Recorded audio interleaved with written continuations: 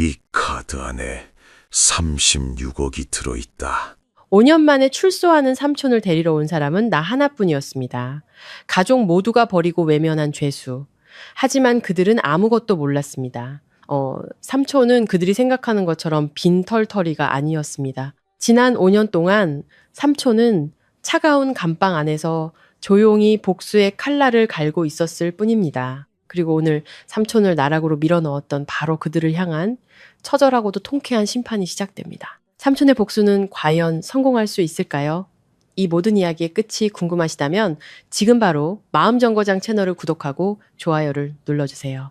여러분의 응원이 저희에게 큰 힘이 됩니다. 삼촌이 출소하는 날 마중 나온 사람은 아무도 없었다. 나는 삼촌을 모시기 위해 450km를 운전해왔다. 삼촌은 내 손에 카드 한 장을 쥐어주며 그 안에 36억이 들어있다고 말했다. 그날 교도소의 문은 아침 9시부터 열렸다. 나는 길 건너편 차 안에서 지난 5년간 굳게 닫혀있던 회색 철문을 바라보고 있었다. 차 안의 시계는 9시 15분을 가리켰고 다른 수감자들의 가족들은 거의 다 도착해 있었다. 꽃다발을 든 사람, 새 외투를 챙겨온 사람, 그리고 그리운 얼굴을 보자마자 와라구름을 터뜨리는 사람도 있었다. 오직 내 삼촌을 기다리는 사람은 아무도 보이지 않았다. 내 이름은 지훈, 삼촌의 이름은 박진철. 어릴 때부터 집안 어른들이 부르던 대로 그냥 삼촌이라고 불렀다. 나는 450km가 넘는 거리를 운전했고 3일이나 휴가를 냈으며 오직 삼촌을 모시기 위해 이곳에 왔다. 집안 식구들 모두 이 사실을 알고 있었다. 100명이 넘는 가족단체 채팅방은 3시간 동안 침묵을 지켰다. 누구 하나 같이 가겠다는 사람은커녕 잘 다녀오라는 인사 한마디조차 없었다. 어떤 친척은 나를 미쳤다고 했고 어떤 사람은 내 면전에 대고 스스로 재앙을 자초하는 짓이라고 말했다. 전과자를 마중 나가는 게 범죄자에게 빌붙는 것과 뭐가 다르냐며 비아냥거리는 사람도 있었다. 나는 모든 말을 들었지만 그래도 길을 나섰다. 전날 밤 작은 프로젝트의 기획안을 8번째 수정하며 사무실에 앉아 있을 때였다. 전화기가 울렸고 낯선 번호로 온 문자 메시지는 소름 끼치게 간결했다. 박진철, 내일 오전 9시, X교도소, 만기 출소. 나는 그 이름을 한참 동안 멍하니 바라보았다. 박진철 삼촌, 우리 가족에게서 5년 전 사라졌던 사람. 그해 나는 막 대학을 졸업했다. 삼촌이 경찰에 연행되던 날, 삼촌은 반듯한 정장 차림에 머리를 단정하게 빗어 넘기고 우리 집 문 앞에 서서 딱 한마디만 했다. 삼촌 잠깐 볼일 좀 보고 올게. 너는 네 일이나 열심히 해. 우리 집안 자식들 무시당하게 두지 말고. 그것이 오늘까지 내가 본 삼촌의 마지막 모습이었다. 나는 문자 메시지를 캡처해서 가족단체 채팅방에 올렸다. 내일 삼촌 출소하시는데 마중 가실 분 계세요? 라는 글과 함께 3분이 지나도 아무도 답이 없었다. 그때 큰아버지가 음성 메시지를 보냈다. 목소리는 차갑고 무미건조했다. 지훈아, 내 삼촌 일은 너도 잘 알잖니? 집안 전체에 먹칠을 했어. 죄를 지었으면 벌을 받아야지. 자기가 저지른 일은 자기가 감당해야 하는 거야. 작은아버지가 뒤를 이었다. 한 글자 한 글자 타이핑한 메시지였다. 그 인간이 그런 짓 할 때 가족 생각이나 했겠어? 이제 나왔으면 알아서 기어와야지. 사촌형 민주는 비웃는 이모티콘과 함께 한마디를 보냈다. 마중은 무슨, 택시 불러주면 되지. 나는 휴대폰 화면을 보았다. 100명이 넘는 채팅방에서 가겠다는 사람은 아무도 없었다. 나는 어머니에게 전화했다. 어리석은 짓 하지 마라. 어머니의 목소리는 잔뜩 날이 서 있었다. 내 삼촌, 옛날에 사업 실패하고 빚더미에 앉아서 네 외할아버지까지 쓰러지게 한 사람이야. 이제 나왔으니 멀리해야 해. 삼촌은 억울하셨어요. 내가 말했다. 억울하긴 뭐가 억울해. 어머니의 목소리가 높아졌다. 법원에서 판결까지 다 났어. 너 지금 안정적인 직장도 있는데 삼촌 때문에 내 인생까지 망치지 마. 나는 몇 초간 침묵하다가 천천히 말했다. 엄마, 제가 7살 때 아빠 교통사고로 입원했던 거 기억나세요? 그때 누가 우리 집에 병원비 하라고 2천만 원을 주셨죠? 수화기 저편이 조용해졌다. 제가 대학 갈 때 등록금 모자랐던 건요? 누가 500만 원을 쥐어주면서 공부나 열심히 하라고 하셨죠? 어머니는 한숨을 쉬었다. 그건 다 옛날 이야기야. 지훈아, 사람은 변하는 거란다. 나는 전화를 끊고 지도를 열었다. 내가 사는 도시에서 교도소까지 453km, 6시간 운전, 저녁 7시, 지금 출발하면 내일 아침까지는 충분히 도착할 수 있었다. 나는 재킷을 걸치고 사무실을 나섰다. 부장님이 뒤에서 소리쳤다. 기획안 다 됐어? 3일 휴가 내겠습니다. 나는 고개를 숙였다. 집에 일이 있어서요. 부장님은 나를 한참 보더니 한마디만 했다. 책임은 자네가 지게. 나는 시동을 걸었고 차는 어둠 속으로 빨려 들어갔다. 초가을 고속도로의 밤바람은 살을 애는 듯했다. 나는 정신을 차리기 위해 차창을 내리고 바람을 맞았다. 삼촌의 모습이 머릿속에 계속 떠올랐다. 항상 단정한 옷차림의 말수는 적었지만 한 번 약속한 것은 끝까지 지키던 남자. 내가 15살 때 골목에서 불량배들에게 돈을 뺏기고 있을 때 달려와 그들을 쫓아내고는 내 옷에 먼지를 털어주며 말했었다. 겁먹지 마. 삼촌이 있잖아. 나중에 삼촌이 사업으로 성공하자 온 집안이 그에게 아부했다. 하지만 단 하룻밤 만에 모든 것이 뒤바뀌었고 삼촌은 집안의 수치가 되었다. 휴대폰이 다시 울렸다. 사촌형 민준이었다. 지훈아, 너 진짜로 삼촌 마중 간다며? 목소리에는 비아냥이 가득했다. 너 사람들한테 손가락질 당할까봐 겁도 안 나냐? 정과자 조카라고. 내 할 일 하는 거야. 내가 대답했다. 후회하진 않아라. 형은 비웃었다. 전과자 하나 때문에 직장까지 내팽개치는 게 가치 있는 일이냐? 나는 전화를 끊었다. 동이틀 무렵 나는 주유소에 들러 대충 세수를 했다. 거울 속 내 눈은 핏발이 서 있었고 수염이 거뭇하게 자라 있었다. 에너지 드링크 한 캔을 마시고 다시 길을 나섰다. 8시 40분 나는 목적지에 도착했다. 교도소의 정문은 위압적이었고 회색 담벼락은 차갑게 서 있었다. 나는 차를 세우고 앉아서 기다렸다. 9시 정각 문이 열렸다. 첫 번째 사람이 나오자 가족들이 달려가 그를 껴안았다. 두 번째 사람도 마찬가지였다. 9시 15분. 그때 삼촌이 보였다. 삼촌은 많이 말라 있었고 머리는 짧게 깎았으며 낡고 빛바랜 재킷을 입고 있었지만 허리는 꼿꼿했다. 그의 시선이 군중을 훑다가 내게 멈췄다. 나는 차문을 열고 내렸다. 삼촌, 내가 불렀다. 삼촌은 몇 초간 멈칫하더니 눈시울이 붉어졌다. 지훈아, 네가 왜 여기로 왔어? 삼촌 모시러 왔어요. 집으로 가요.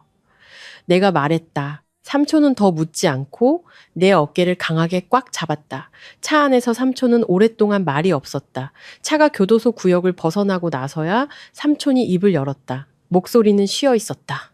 집에서는 아무도 안 왔니? 연락은 했는데 아무도 안 오셨어요. 삼촌은 희미하게 웃었다. 그럴 만도 하지.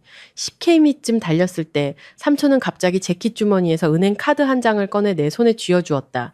이거 가져. 삼촌, 저 돈 필요 없어요. 이 안에 36억 원 정도 들어있다. 삼촌이 천천히 말했다. 지난 5년 동안 모아둔 돈이야. 나는 급브레이크를 밟았다. 차는 갓길로 미끄러졌고 심장이 미친 듯이 뛰었다. 지금 뭐라고 하셨어요? 삼촌은 앞을 똑바로 바라보았다. 눈빛은 이상할 정도로 평온했다.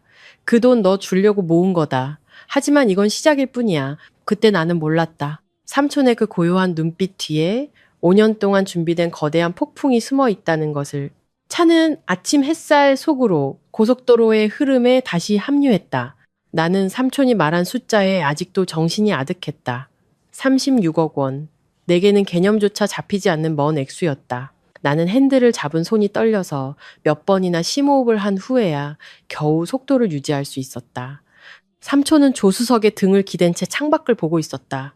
방금 내 손에 폭탄을 쥐어준 사람이라고는 믿기지 않을 만큼 얼굴은 평온했다. 삼촌, 내가 입을 열자 목이 바싹 말라왔다. 그 돈 어디서 나신 거예요? 삼촌은 꽤 오랫동안 침묵했다. 차가 20km면 더 달렸을까? 삼촌이 천천히 입을 열었다. 목소리는 낮고 일정했다. 훔친 것도 사기친 것도 아니야. 깨끗한 돈이다. 하지만 다들 삼촌 파산했다고. 파산한 건 맞아. 삼촌은 씁쓸하게 웃었다. 하지만 파산했다고 빈털터리가 되는 건 아니지. 나는 더 묻지 않았다. 삼촌이 아직 말하고 싶지 않거나 말할 때가 아니라는 것을 알았다. 하지만 침묵이 길어질수록 내 마음속에서는 호기심과 불안, 그리고 막연한 두려움이 뒤섞인 이상한 감정이 피어올랐다. 차는 휴게소에 멈췄다. 나는 편의점, 도시락 2개와 생수 2병을 사왔다. 삼촌은 아주 천천히 한 입 한 입 음미하듯 식사했다. 마치 작은 것 하나까지 아끼는 것이 몸에 밴 사람처럼. 안에서. 많이 힘드셨어요? 내가 물었다. 삼촌은 젓가락을 내려놓고 나를 보았다. 살아있으면 된 거지.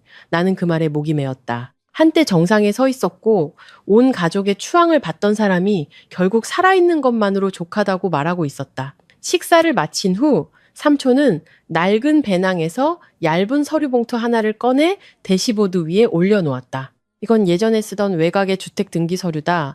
내 이름으로 되어 있어. 나는 깜짝 놀랐다. 왜 제 이름으로요? 너 말고는 아무도 믿을 수 없으니까? 그 말은 영광스러워서가 아니라 너무나 씁쓸해서 내 심장을 후벼 팠다. 50이 넘은 남자가 출소해서 자기 재산을 자기 이름으로 등기하지 못하고 오직 조카 하나만을 믿는다는 사실이. 하지만 늦은 오후 우리는 도시에 도착했다. 삼촌은 할아버지 댁도 큰아버지 댁도 가지 않았다. 자신이 살던 낡은 집으로 데려다 달라고 했다. 5년 동안 비어있던 곳이었다. 조용한 골목 안, 철문은 먼지로 뒤덮여 있었고 마당에는 잡초가 무성했다. 문을 열자 퀴퀴한 곰팡이 냄새가 코를 찔렀다. 삼촌은 마당에 오랫동안 서서 안을 들여다보았다. 눈빛이 깊게 가라앉았다. 5년이구나. 삼촌이 나지막이 말했다. 나는 대충 청소를 시작했다. 삼촌은 낡은 나무 의자에 앉아 말이 없었다. 저녁이 되자 어머니에게서 전화가 왔다. 집에 왔니? 어머니의 목소리는 조심스러웠다. 지금 진철 삼촌이랑 같이 있어요. 수화기 저편에서 몇 초간 침묵이 흘렀다. 삼촌이 뭐라고 하시디? 아무 말씀 안 하세요. 어머니는 한숨을 쉬었다. 내일 외할아버지가 삼촌 좀 보자고 하신다. 나는 삼촌을 쳐다보았다. 삼촌은 고개를 끄덕였다. 가야지. 그날 밤 나는 잠을 이루지 못했다. 먼지 쌓인 집의 낡은 침대에 누워 있었다. 마당에서 들려오는 벌레 소리를 들으며 아직 이해하지 못한 일들로 머릿속이 복잡했다. 다음 날 아침, 우리는 외할아버지 댁으로 갔다. 익숙한 큰 집이었지만 분위기는 예전과 달리 무겁게 가라앉아 있었다. 외할아버지는 거실에 앉아 계셨는데 기억보다 백발이 훨씬 늘어 있었다. 삼촌을 보았지만 일어나지 않고 오랫동안 바라보기만 했다. 왔느냐? 할아버지가 물었다. 네, 삼촌이 대답했다. 포옹도 안부도 없었다. 그저 늙어버린 두 남자가 서로를 마주하고 있을 뿐이었다.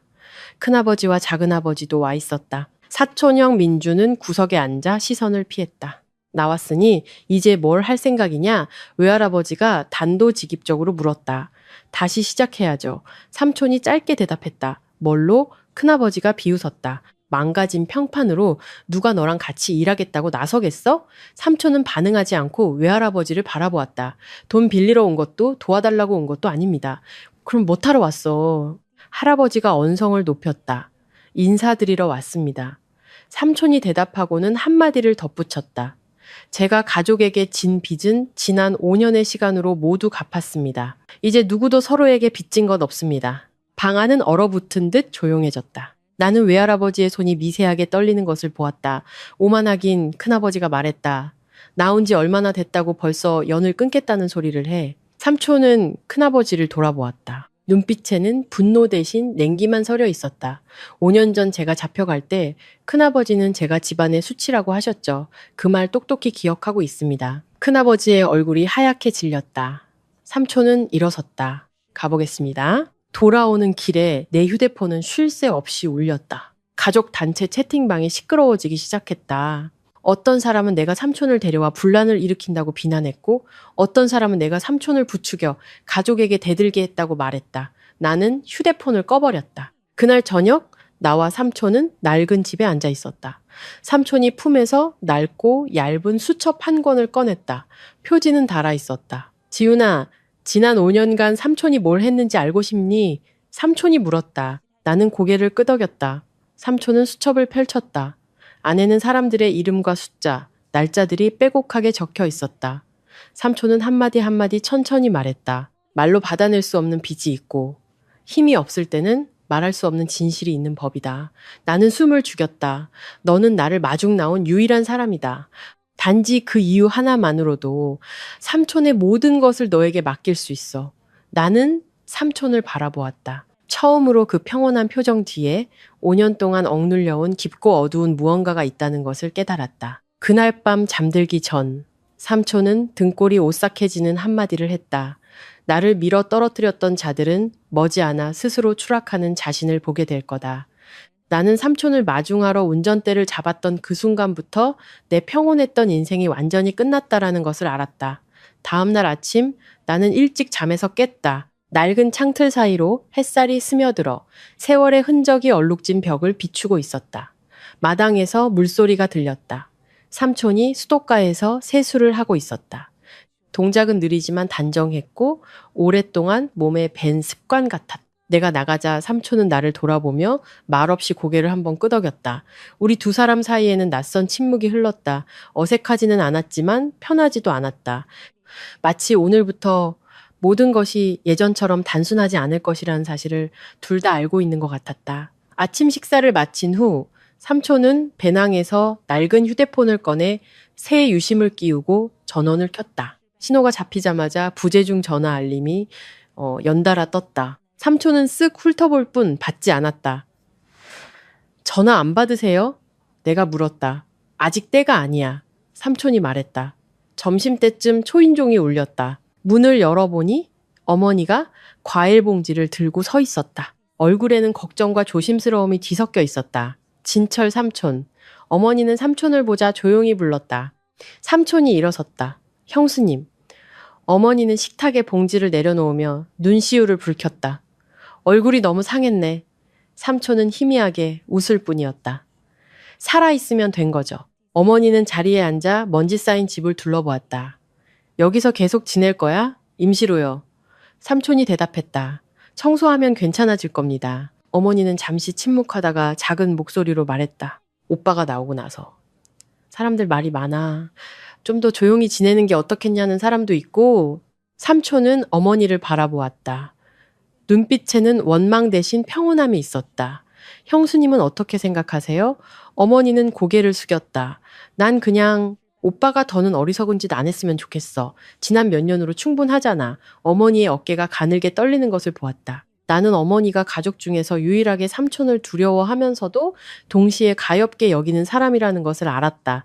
오후에 삼촌은 시내를 한 바퀴 돌자고 했다. 차는 익숙하면서도 낯선 길을 달렸다. 많은 가게가 주인이 바뀌었고 새로운 건물들이 솟아 있었다. 삼촌은 번쩍이는 유리 건물 하나를 가리켰다. 저기가 예전에 내 창고였지? 나는 놀랐다. 지금은 삼촌이랑 아무 상관없는 곳이잖아요. 참, 삼촌이 말했다. 내가 그 안에 들어간 날부터 나는 모든 길, 모든 골목에 삼촌이 잃어버린 삶의 조각들이 묻어 있다는 것을 깨달았다. 저녁이 되자 삼촌은 어제 그 낡은 수첩을 내 앞에 펼쳐놓았다. 이것 좀 보렴. 나는 빼곡하게 적힌 글자들을 보았다. 사람들의 이름, 금액, 날짜, 아는 이름도 있었고 전혀 낯선 이름도 있었다. 이게 뭐예요? 내가 물었다. 예전에 나랑 거래했던 사람들 명단이다. 삼촌이 말했다. 그리고 등을 돌렸던 사람들이지. 나는 마른 침을 삼켰다. 그 사람들에게 뭘 하실 생각이세요? 삼촌은 나를 오랫동안 바라보았다. 아무것도 할 필요 없어. 그저 제자리에 서 있기만 하면 된다. 나는 완전히 이해하지는 못했지만 그의 목소리에 담긴 차가운 자신감을 느낄 수 있었다. 그날 밤 삼촌의 전화가 다시 울렸다. 이번에는 그가 전화를 받았다.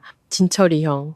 수화기 너머의 목소리는 조심스러웠다. 저 흥수입니다. 삼촌의 미간이 살짝 찌푸려졌다. 무슨 일이야? 형님 나오셨다는 소식 들었습니다. 정말 축하드립니다. 시간 되시면 저희가 커피라도 한 잔 대접하고 싶습니다. 삼촌은 아주 희미하게 웃었다. 흥수야, 5년 전 내가 가장 필요할 때 너는 어디 있었니? 수화기 저편은 조용했다. 그때는 저도 사정이 좀 어려워서 그래, 삼촌이 말했다. 네, 사정이 안 어려워지면 그때 보자. 삼촌은 전화를 끊었다. 나는 조용히 물었다. 그들이 원한을 품을까봐 두렵지 않으세요? 삼촌은 고개를 저었다. 사람들은 대등한 위치에 있을 때나 원한을 품는다. 자신이 더 낮은 곳에 있다는 걸 알게 되면 그저 두려워할 뿐이지 그 말에 나는 등골이 서늘해졌다. 이틀 후 진철 삼촌이 출소했다는 소식이 퍼져나가기 시작했다. 걸려오는 전화는 날이 갈수록 많아졌다. 안부를 묻는 사람, 상황을 떠보는 사람, 관심을 가장하는 사람, 그중 사촌형 민준의 전화가 내 신경을 끌었다. 지훈아. 그의 목소리는 예전보다 훨씬 겸손해져 있었다. 듣자 하니 진철 삼촌이 너랑 같이 계신다며. 네.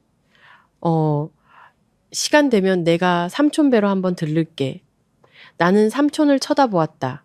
삼촌은 고개를 끄덕이며 오라고 하라는 신호를 보냈다. 그날 오후 민준이 형이 왔다. 옷차림은 단정했고 손에는 선물 상자를 들고 있었지만 얼굴은 어색해 보였다. 진철 삼촌. 형은 고개를 숙여 인사했다. 출소하셨다는 소식 듣고 정말 기뻤습니다. 앉아라. 삼촌이 말했다. 형은 자리에 앉아 어색하게 웃었다. 지난 몇 년간 여러 일이 있었는데 너그럽게 용서해 주세요. 삼촌은 차를 따라 형에게 밀어주었다. 뭘 용서하라는 거냐? 민준이 형은 당황했다. 그게 예전에 제가 했던 말들요. 삼촌은 차를 한 모금 마셨다. 내가 왜 너한테 화가 안 났는지 아니?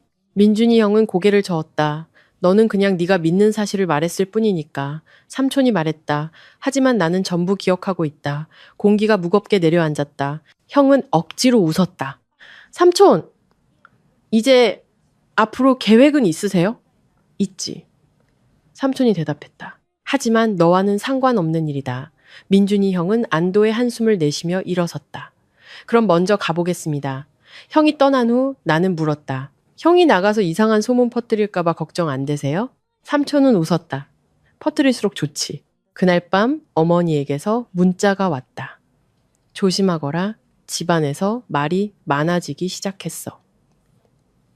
나는 조용히 탁자에 앉아있는 삼촌을 보았다. 희미한 등불이 그의 침착한 얼굴을 비추고 있었다. 나는 문득 깨달았다. 삼촌은 이 상황을 피하는 것이 아니었다.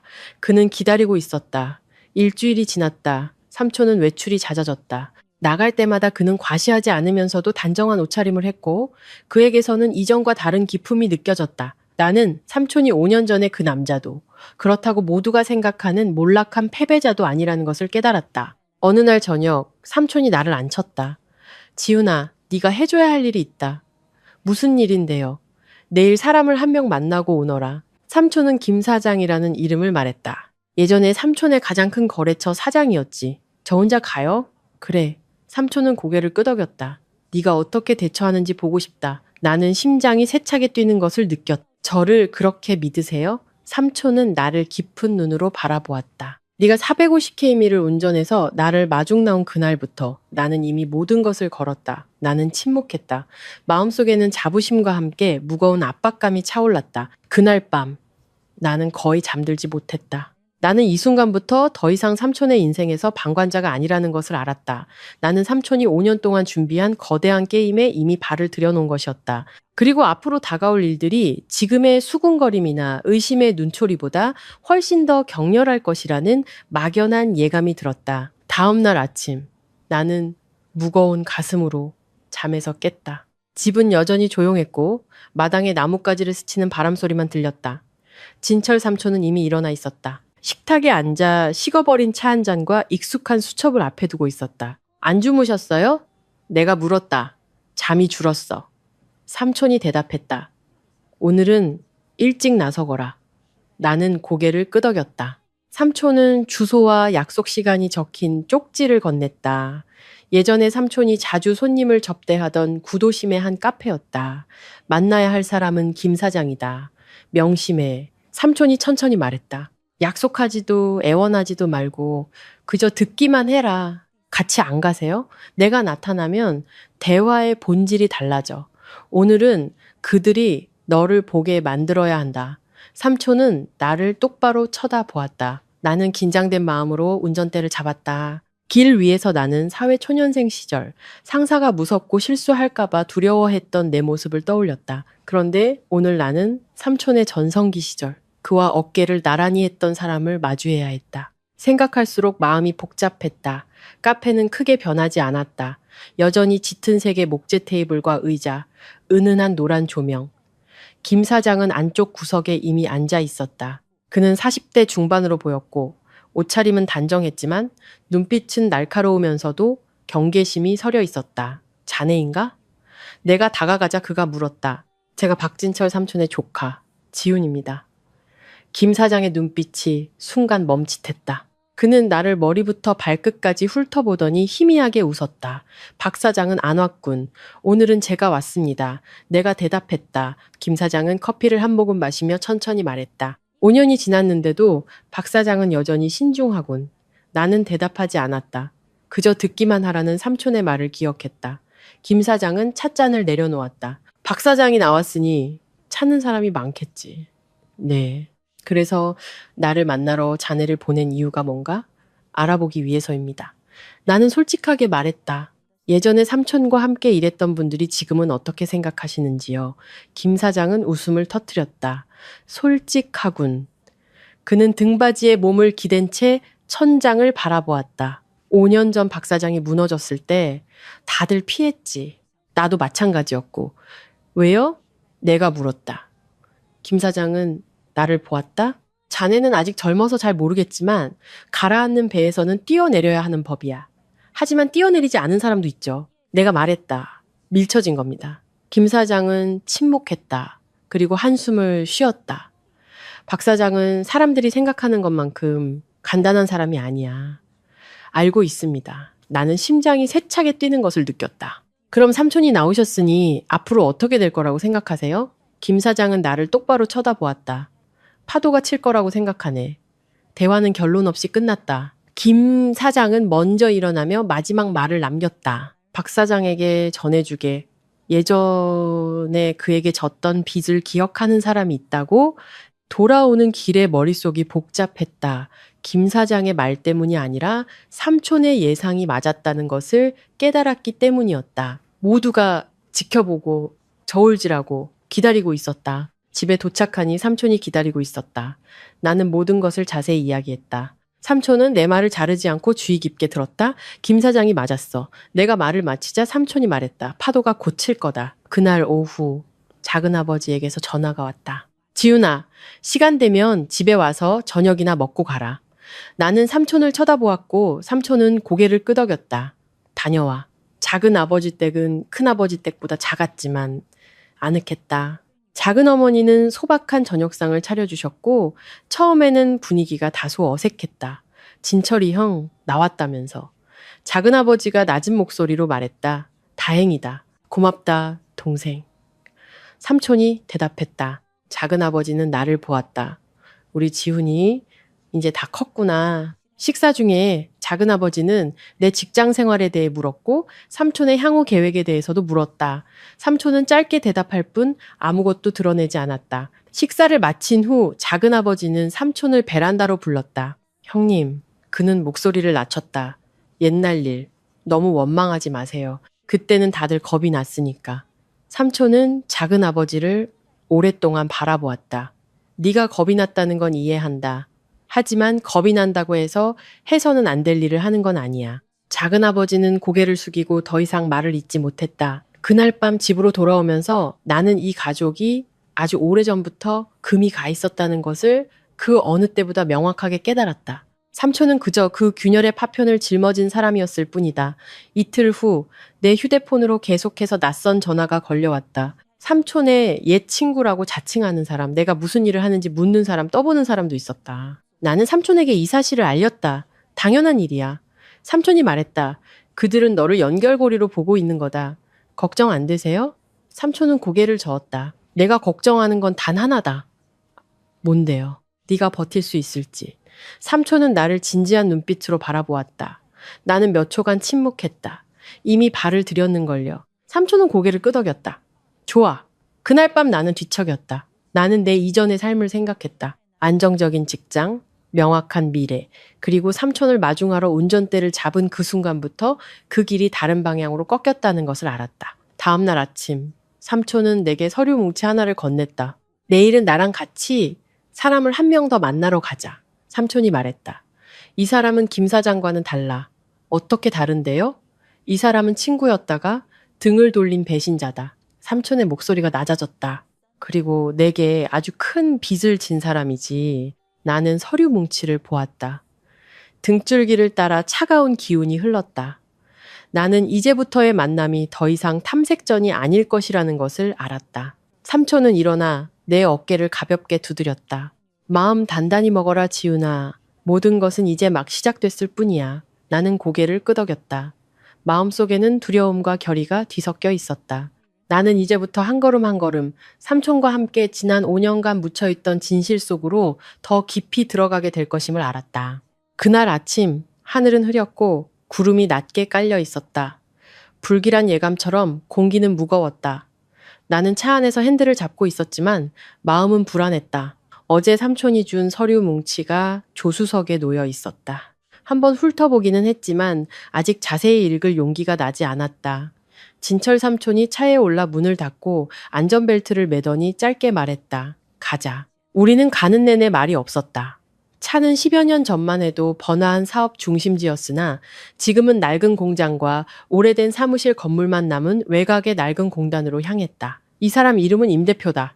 차가 목적지에 거의 다다랐을 때 삼촌이 입을 열었다. 예전에는 나와 의형제를 맺었던 사람이지. 나는 삼촌을 보았다. 그렇게 친하셨어요? 한 사발의 술을 나눠 마시며 맹세할 만큼 삼촌의 목소리는 담담했다. 그리고 바로 그 사람이 내게 불리한 증인 진술서에 서명했지. 나는 핸들을 꽉 쥐었다.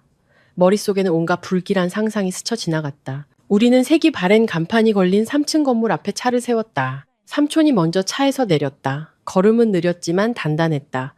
나는 뒤를 따랐다. 임 대표는 작은 회의실에서 이미 기다리고 있었다. 그는 50대 중반으로 머리는 희끗했고 배가 나왔으며 눈빛은 여전히 날카로웠지만 어딘가 불안해 보였다. 삼촌을 보자 임 대표는 벌떡 일어섰다. 진철이. 그는 어색하게 웃었다. 정말 오랜만이네. 오랜만이지. 삼촌이 대답했다. 악수는 없었다. 방 안의 공기는 숨 막힐 듯 무거웠다. 나는 한쪽에 조용히 앉아 상황을 지켜보았다. 임 대표는 나를 한번 보더니 삼촌에게 시선을 돌렸다. 내 조카다. 삼촌이 말했다. 지훈이라고 해. 임 대표는 고개를 끄덕였다. 대단하군. 젊은데 배짱이 있어. 삼촌은 의자를 끌어당겨 앉았다. 임 대표, 옛날 이야기하러 온 거 아니네? 임 대표는 마른 침을 삼켰다. 그럼 무슨 일로? 단 한 글자 때문이지. 삼촌이 말했다. 빚? 임 대표는 억지로 웃었다. 진철이. 너무 심한 말 아닌가? 옛날 일은 다 사정이 있었잖아. 삼촌은 임 대표의 눈을 똑바로 쳐다보았다. 사정 때문에 그 진술서에 서명했나? 임 대표는 침묵했다. 그의 이마에는 땀이 송골송골 맺혔다. 나는 5년을 안에서 보냈어. 삼촌이 말을 이었다. 자네는 밖에서 회사를 키우고 좋은 집도 장만했지. 이 빚을 내가 잊어야 한다고 생각하나? 임 대표는 한숨을 쉬며 의자에 주저앉았다. 원하는 게 뭔가? 삼촌은 바로 대답하지 않고 품에서 서류 사본 한 장을 꺼내 탁자 위에 올려놓았다. 나는 곁눈질로 보았다. 오래된 프로젝트의 지분양도 서류였다. 안복 프로젝트 기억하나? 삼촌이 말했다. 임 대표의 얼굴이 하얗게 질렸다. 자네가 어떻게 이걸? 그 5년 동안 내가 그냥 앉아만 있었을 것 같나? 삼촌이 대답했다. 방 안은 얼어붙은 듯 조용했다. 임 대표는 서류를 보다가 삼촌을 보다가 마지막에는 내게 시선을 멈췄다. 자네 그거 아나? 자네 삼촌 예전에도 간단한 사람이 아니었어. 나는 대답하지 않았다. 삼촌은 일어섰다. 자네의 사과는 필요 없어. 자네 것이 아닌 것을 돌려받으러 왔을 뿐이야. 임 대표는 입술을 깨물었다. 내가 동의하지 않으면 삼촌은 몸을 숙여 아주 나지막이. 하지만 돌처럼 무거운 목소리로 말했다. 내가 뭘 할 수 있는지 자네도 잘 알 텐데. 결국 임 대표는 서명했다. 그의 손은 떨렸고 펜이 책상 위로 떨어져 딸깍 소리를 냈다. 건물을 나오자 나는 내 등이 땀으로 흠뻑 젖었다는 것을 깨달았다. 나는 삼촌을 돌아보았다. 언제부터 준비하셨어요? 그 안에서부터. 삼촌이 대답했다. 하루하루. 돌아오는 길에 나는 참지 못하고 물었다. 그들이 많이 미우세요? 삼촌은 창밖을 보았다. 밉지. 하지만 미움은 더 나은 삶을 사는데 도움이 안 돼. 그저 다시는 순진하게 굴지 말아야 한다는 걸 기억하게 해줄 뿐이지. 저녁 무렵 어머니에게서 다시 전화가 왔다. 오늘 진철 삼촌이 옛날 사람 만났다면서? 어머니의 목소리는 걱정으로 가득했다. 네, 제발 일 크게 만들지 말라고 좀 전해다오. 어머니는 목소리를 낮췄다. 우리 집 한 번 더 그런 일 겪으면 못 버텨. 나는 삼촌을 보았고 삼촌은 가볍게 고개를 저었다. 나는 네 말씀드릴게요 라고 대답했다.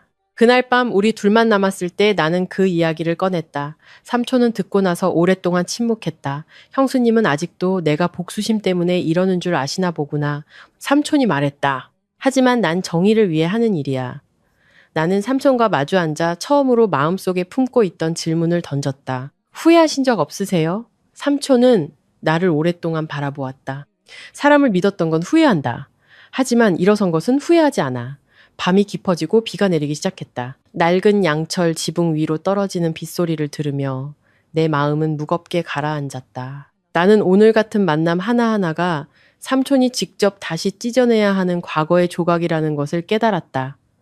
다음 날 아침, 소문은 소규모 사업가들 사이에서 퍼지기 시작했다. 사람들은 진철 삼촌이 돌아왔다고 수군거렸다. 요란하지도 선언하지도 않았지만 낡은 프로젝트의 주인이 바뀌었다는 사실 하나만으로도 모두가 상황을 이해했다.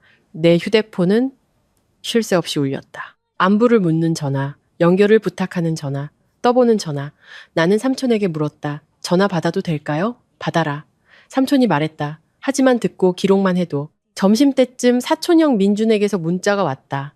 지훈아, 저녁에 형이 잠깐 들러서 얘기 좀 해도 될까? 나는 삼촌을 보았다. 삼촌은 희미하게 웃었다. 때가 됐군. 그날 저녁 민준이 형이 왔다. 표정은 이전과 완전히 달랐다. 비아냥거림은 사라지고 조심스러움만 남아있었다. 진철 삼촌. 형은 나지막이 말했다. 죄송합니다. 삼촌은 고개를 끄덕였다. 앉아. 형은 머뭇거렸다. 저희 아버지가. 요즘 많이 힘드십니다. 삼촌께서 저희에게 길 좀 알려주실 수 없을까요? 나는 삼촌의 손이 살짝 쥐어졌다가 펴지는 것을 똑똑히 보았다. 어떤 길이든 스스로 가야 하는 법이다. 삼촌이 말했다. 내가 막지는 않겠지만 이끌어주지도 않을 거다. 민준이 형은 고개를 숙였다. 뜻을 알아들은 것이다. 그가 떠난 후 나는 한숨을 쉬었다. 마음이 약해지지는 않으세요? 삼촌은 일어나 나를 보았다. 자신을 벼랑으로 밀었던 자에게 마음이 약해지는 건 자기 자신에게 잔인한 짓이다. 그 말에 나는 할 말을 잃었다. 나는 이제 삼촌이 멈추지 않을 것이라는 것을 알았다.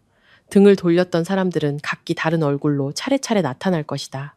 그리고 나는 원하든 원치 않든 이미 삼촌의 곁에서 그 모든 것을 하나하나 목격하는 사람이 되어 있었다. 그날 밤 잠들기 전 삼촌은 나를 오랫동안 뒤척이게 만든 한마디를 했다. 지훈아, 가장 어려운 부분은 아직 시작도 안 했어. 그 후 며칠 동안 나는 새로운 생활 리듬에 익숙해지기 시작했다. 더 이상 아침에 서둘러 회사에 가지도 않았고 저녁에 피곤하게 컴퓨터 모니터 앞에 앉아있지도 않았다. 대신 짧은 약속들, 조심스러운 악수, 탐색과 경외가 뒤섞인 눈빛들을 마주했다. 나는 점점 깨닫게 되었다. 진철 삼촌은 굳이 많이 나타날 필요가 없었다. 그의 이름이 적절한 장소, 적절한 시점에 언급되는 것만으로도 모든 것이 저절로 움직였다. 임 대표를 만난 지 사흘째 되던 날 아침, 삼촌은 평소보다 일찍 나를 깨웠다. 하늘은 아직 어슴푸레했고 마당에는 차가운 새벽 기운이 남아 있었다. 지훈아, 내가 막 식탁으로 나왔을 때 삼촌이 말했다. 오늘은 나랑 같이 사람을 한 명 만나러 가자. 또 누구를요? 나는 약간 긴장된 목소리로 물었다. 이 사람은 사업 파트너가 아니야. 삼촌이 대답했다. 가족이다. 나는 멈칫했다. 친가 쪽이요? 삼촌은 고개를 끄덕였다. 네 아버지. 심장이 쿵 내려앉았다. 삼촌을 모시고 온 날부터 아버지는 단 한 번도 전화를 걸거나 찾아오지 않았다.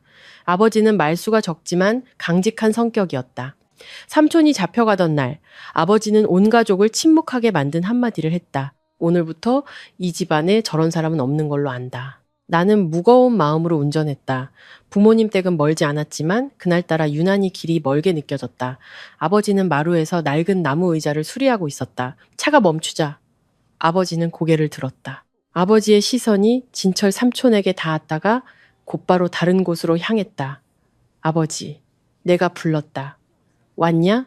아버지가 무뚝뚝하게 대답했다. 삼촌은 몇 초간 가만히 서 있다가 입을 열었다. 형님, 아버지는 망치를 내려놓고 일어섰다. 두 형제는 서로 마주보고 서서 아무 말도 하지 않았다.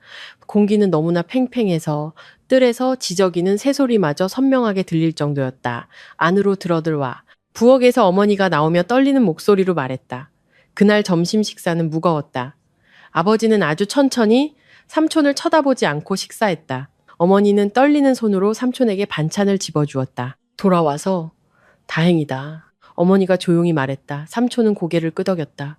고맙습니다, 형수님. 아버지는 밥그릇을 내려놓았다. 목소리는 낮았지만 단호했다. 뭐하러 돌아왔어? 삼촌은 아버지를 똑바로 쳐다보았다. 다시 시작하려고요.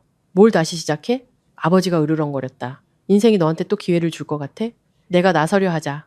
삼촌이 손으로 막았다. 지난 5년 동안 저는 대가를 치렀습니다. 삼촌이 말했다. 형님의 용서를 구하는 게 아니라 단 한마디만 하고 싶어서요. 아버지는 비웃었다. 해봐. 그때 형님은 저보다 남의 말을 더 믿으셨습니다. 삼촌이 천천히 말했다. 원망하지는 않습니다. 하지만 이제부터 저를 집안의 짐으로 여기지 말아 주십시오. 아버지는 오랫동안 침묵했다. 어머니는 고개를 숙였고 눈물이 밥그릇 위로 떨어졌다. 제가 돈이라도 구걸하러 온 줄 아십니까? 삼촌이 말을 이었다. 아닙니다. 저도 사람이기에 돌아온 겁니다. 아버지는 일어나 그대로 밖으로 나가버렸다. 문이 쾅 하고 닫혔다. 식사는 침묵 속에서 끝났다. 돌아오는 길에 나는 삼촌에게 물었다. 속상하지 않으세요? 속상하지. 삼촌이 대답했다. 하지만 익숙해. 그날 오후 예상치 못한 일이 일어났다. 낯선 남자가 집으로 찾아와 자신을 은행 직원이라고 소개했다. 그는 서류를 들고 와서 진철 삼촌을 만나 오래된 정보를 확인하고 싶다고 했다. 삼촌은 서류를 훑어보더니 눈빛이 어두워졌다. 시작했군. 누가요? 내가 물었다. 내가 쓰러졌을 때 이득을 봤던 자들. 삼촌이 말했다. 내가 모든 걸 뒤집을까봐 두려운 거겠지. 그날 밤 삼촌은 누군가에게 전화를 걸었다. 목소리는 낮고 간결했지만 나는 모든 단어에서 심각성을 느낄 수 있었다. 서둘러줘. 사정 봐줄 필요 없어. 삼촌이 말했다. 통화가 끝난 후 삼촌은 오랫동안 말이 없었다. 나는 지금 벌어지는 일들이 이미 가족 관계의 범주를 훨씬 넘어섰다는 것을 분명히 느꼈다. 이것은 진짜 싸움이었다. 다음 날 소문이 퍼지기 시작했다. 사람들은 진철 삼촌이 오래된 지분을 다시 모으고 있다고 했다. 회사를 다시 열 것이라고도 했다. 뒤에 든든한 배경이 있다고도 했다. 진실과 거짓이 뒤섞인 소문이었지만 많은 사람을 잠 못 이루게 하기에는 충분했다. 저녁에 어머니에게서 전화가 왔다. 목소리는 겁에 질려 있었다. 지훈아, 내 아버지가 경찰서에서 연락을 받으셨어. 심장이 늦는 듯 했다. 왜요? 네 삼촌 옛날 일과 관련해서라고 하더라. 어머니의 목소리가 잠겼다. 지금 바로 와줄 수 있겠니? 나는 삼촌을 보았다. 삼촌은 이미 들은 듯 했다. 그의 얼굴에는 변화가 없었다. 그저 일어나 재킷을 걸칠 뿐이었다. 가자. 삼촌이 말했다. 경찰서에서 아버지는 지친 얼굴로 의자에 앉아 있었다. 삼촌을 보자 아버지는 벌떡 일어섰다. 대체 무슨 짓을 하고 다니는 거야? 아버지가 으르렁거렸다. 온 가족을 끌어내리려는 셈이야? 삼촌은 아버지를 보았다. 눈빛은 단호했다. 아무도 형님을 끌어내리지 않아요. 그저 겁을 주려는 것뿐입니다. 한 경찰관이 나와 몇 마디를 나누더니 아버지를 보내주었다. 밖으로 나오자 아버지는 삼촌을 돌아보았다. 태어나서 처음으로 아버지의 목소리가 낮아졌다. 그만둬라. 아버지가 말했다. 네가 졌다고 생각해. 삼촌은 아버지를 오랫동안 바라보았다. 형님, 저는 5년 전에 이미 졌어요. 삼촌이 말했다. 하지만 그렇다고 평생 고개 숙이고 살아야 한다는 뜻은 아닙니다. 아버지는 더 이상 말을 잇지 못했다. 나는 아버지의 눈에서 무언가 무너지는 것을 보았지만 그는 재빨리 고개를 돌렸다. 그날 밤 나는 잠들지 못했다. 나는 이제 삼촌이 외부의 적들 뿐만 아니라 자기 가족과도 맞서 싸워야 한다는 것을 알았다. 다음날 아침 삼촌은 내게 서류 뭉치를 건넸다. 지훈아, 오늘부터 네가 나 대신 몇 가지 일을 처리해다오. 삼촌이 말했다. 나는 이제 되도록 나타나지 않을 거다. 왜요? 내가 물었다. 내가 나서면 그들은 가족을 공격할 테니까. 삼촌이 대답했다. 너는 아직은 못 건드릴 거다. 나는 멍해졌다.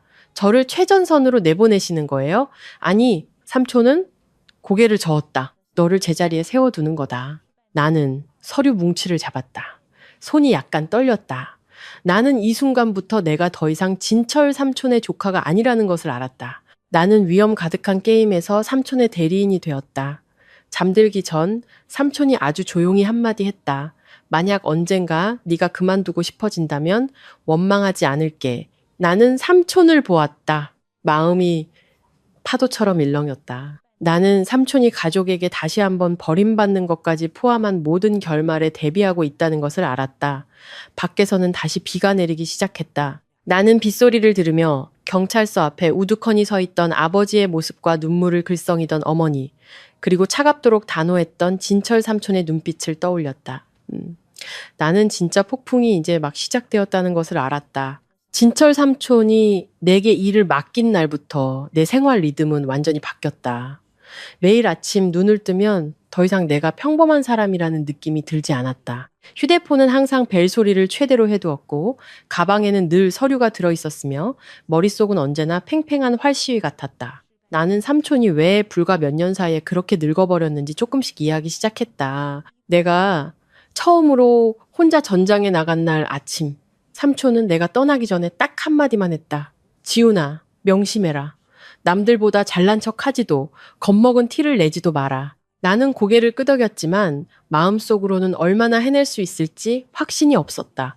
첫 번째 약속 상대는 영호라는 이름의 남자였다. 그는 예전에 삼촌 회사에서 격리부장으로 일했다. 그 사람은 옛날에 삼촌에게 불리한 증언을 하지는 않았지만 그렇다고 옹호하지도 않은 안전한 침묵을 지킨 사람이었다. 강변의 작은 식당에서 영호는 나보다 먼저 와 있었다. 나를 보자마자 그는 일어섰다. 지훈 씨, 그는 어색하게 웃었다. 오랜만이네요. 네, 내가 대답했다. 잘 지내셨어요? 그럭저럭요. 영호는 자리에 앉아 나를 살폈다. 박 사장님은 요즘 어떠십니까? 잘 지내세요? 나는 짧게 말했다. 영호는 안도의 한숨을 내쉬었다. 사실 오늘 온 건 확실히 말씀드리고 싶어서입니다. 그때 전 배신하지 않았습니다. 알고 있어요.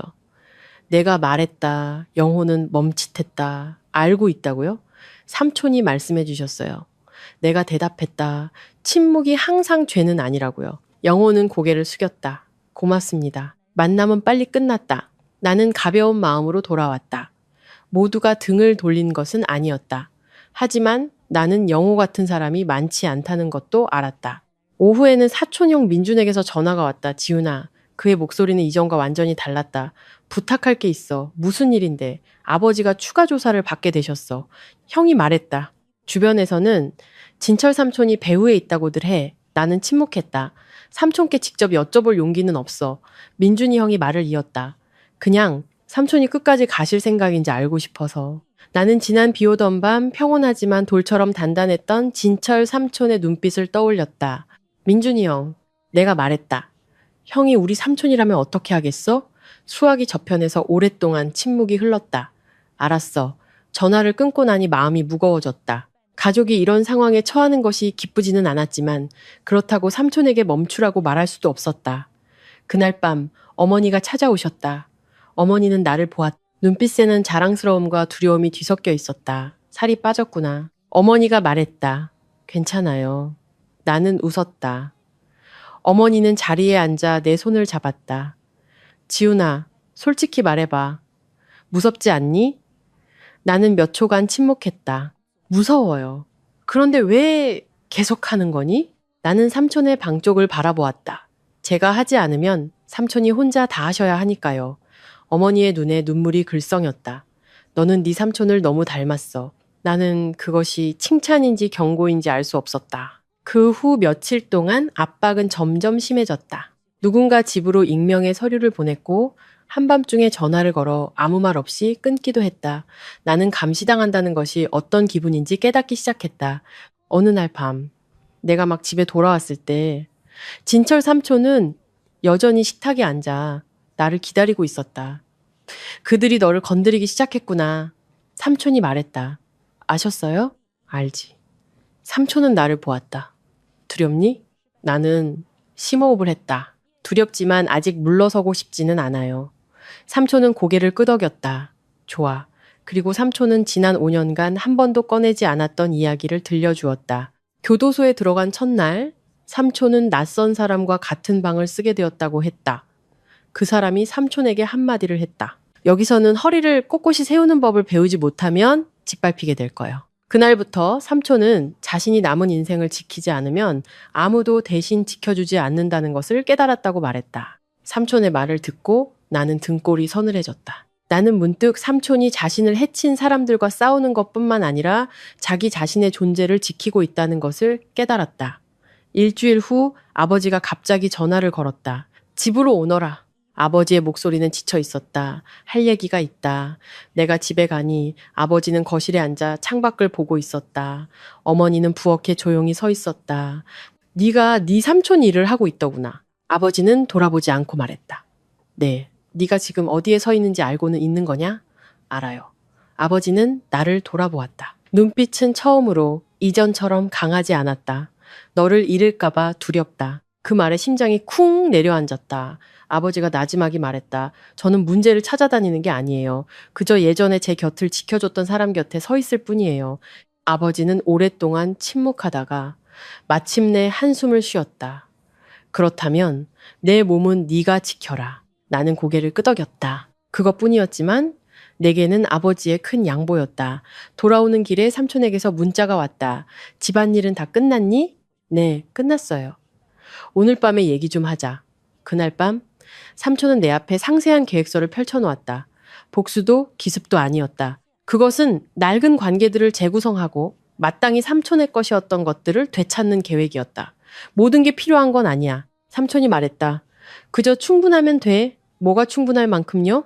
내가 물었다. 다시는 아무도 나를 패배자로 여기지 못할 만큼. 삼촌이 대답했다. 나는 삼촌을 보았다. 처음으로 그의 눈빛 속에서 냉정함뿐만 아니라 깊은 피로감을 보았다.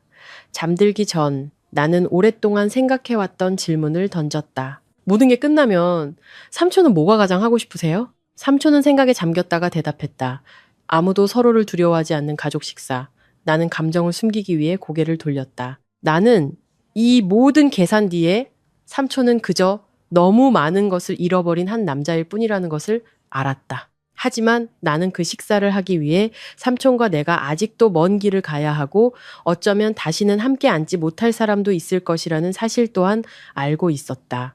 그날 밤 대화 이후 나는 진철 삼촌이 새로운 단계로 접어들었다는 것을 분명히 느꼈다. 더 이상 조심스럽게 탐색하는 단계가 아니라 조용하지만 단호하게 준비하는 단계였다. 삼촌은 말이 줄었지만 하는 일마다 목적이 분명했다. 마치 폭풍우를 충분히 겪어 언제 기다려야 하고 언제 나아가야 하는지 아는 사람 같았다. 그날 아침 삼촌은 나를 일찍 깨웠다. 식탁 위에는 이미 블랙커피 2잔이 놓여 있었다. 오늘은 아무도 만나러 가지 않는다. 삼촌이 말했다. 나랑 같이 고향에 가자. 나는 멈칫했다. 고향에요? 할아버지, 할머니 뵈러요? 친척들. 삼촌이 대답했다. 뿌리에서부터 해결해야 할 일이 있어. 차는 3시간 넘게 달려 옛 마을에 도착했다. 예전의 흙길은 아스팔트로 포장되었지만 낮은 집들과 야자수, 울타리는 거의 그대로였다. 진철 삼촌이 마을에 돌아왔다는 소식은 빠르게 퍼졌다. 차가 종갓집 앞에 멈췄을 때 이미 몇몇 사람이 기다리고 있었다. 종손 어른이 마중을 나왔다. 그는 삼촌을 보았다. 눈빛에는 경계심과 호기심이 뒤섞여 있었다. 진철이 왔구나. 네, 삼촌이 담담하게 대답했다. 우리는 사당 안으로 들어갔다. 조상님 위패 앞에서는 향 연기가 피어오르고 있었다. 삼촌은 오랫동안 조용히 서서 두 손을 모으고 고개를 숙였다. 나는 삼촌 뒤에 서서 나도 모르게 목이 메는 것을 느꼈다. 5년 전, 이 남자는 가문의 오점으로 취급받았다. 오늘 그는 자랑도 변명도 없이 침묵 속에서 돌아왔다. 모두가 자리에 앉았다. 종손 어른이 먼저 입을 열었다. 내 일은 집안 사람들 모두가 안다. 그가 말했다. 오늘 돌아온 것은 무슨 말을 하고 싶어서냐? 삼촌은 주위를 한 바퀴 둘러보더니 천천히 말했다.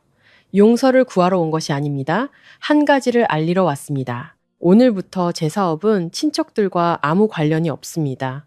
하지만 만약 누군가 가문의 이름을 팔아 제게 문제를 일으킨다면 사정을 봐주지 않겠습니다. 사당 안은 쥐 죽은 듯 조용해졌다. 누군가는 수군거렸고 누군가는 고개를 숙였다.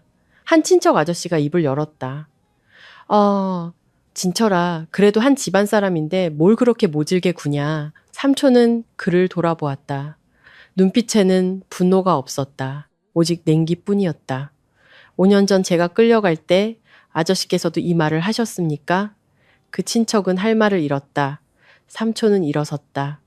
제 할 말은 끝났습니다. 사당을 나오며 나는 안도의 한숨을 쉬었다. 나는 삼촌이 지지를 구하는 것이 아니라 이용당할 수 있는 족쇄를 끊어내고 있다는 것을 깨달았다. 돌아오는 길에 어머니에게서 전화가 왔다. 어디니? 어머니가 물었다. 삼촌이랑 고향에 왔어요. 어머니는 잠시 침묵하다가 말했다. 외할아버지께서 삼촌이 마을에 왔다는 소식 듣고 걱정하신다. 나는 삼촌을 보았고 삼촌은 고개를 끄덕였다. 저녁에 들르자. 외할아버지 댁은 마을 끝에 있었다. 할아버지는 마지막으로 뵈었을 때보다 훨씬 더 늙어 계셨다. 삼촌을 보자 그는 지팡이를 짚고 일어섰다. 왔느냐? 할아버지의 목소리는 쉬어 있었다. 네. 삼촌은 고개를 숙였다. 할아버지는 삼촌을 오랫동안 바라보았다. 다시는 안 올 줄 알았다. 삼촌은 침묵했다. 잠시 후 삼촌이 말했다. 저는 여전히 이 가문의 자식입니다. 외할아버지는 한숨을 쉬었다. 나를 원망하느냐? 삼촌은 고개를 저었다. 아닙니다. 그럼 누구를 원망하느냐? 할아버지가 물었다. 삼촌은 할아버지의 눈을 똑바로 쳐다보았다. 비겁함을 원망합니다. 외할아버지는 멈칫했다. 그리고 슬프게 웃었다. 늙으면 일이 시끄러워지는 게 두려워지지. 삼촌은 고개를 끄덕였다. 이해합니다. 만남은 짧았지만 무거웠다. 마을을 떠나는 길에 나는 삼촌이 낡은 문 하나를 직접 닫아버렸다는 것을 분명히 느꼈다. 도망치기 위해서가 아니라 아무도 그것을 이용해 자신을 흔들지 못하게 하기 위해서였다. 그날 밤 도시에 도착했을 때 나는 낯선 전화를 받았다. 남자의 목소리는 낮고 분명했다. 지훈 씨? 네. 예전에 박진철 사장님과 일했던 사람입니다. 그가 말했다. 누군가 옛날 사건을 다시 들추려고 하고 있습니다. 심장이 세차게 뛰었다. 누가요? 박진철 사장님이 다시는 일어서지 못할 거라고 생각했던 자들입니다. 그가 대답했다. 그들이 두려워하고 있습니다. 나는 삼촌에게 보고했다. 삼촌은 듣고 나서 한마디만 했다. 잘 됐군. 걱정 안 되세요? 내가 물었다. 그들이 두려워한다는 건 우리가 제대로 가고 있다는 뜻이다. 삼촌이 말했다. 하지만 나는 그날부터 삼촌이 더 신중해졌다는 것을 느꼈다. 그는 전화번호를 바꾸고 외출을 삼갔다. 모든 일을 내게 더 많이 맡겼다. 나는 신뢰받는다는 느낌과 함께 어깨를 짓누르는 압박감을 느꼈다. 어느 날 저녁, 사촌형 민준이 다시 찾아왔다.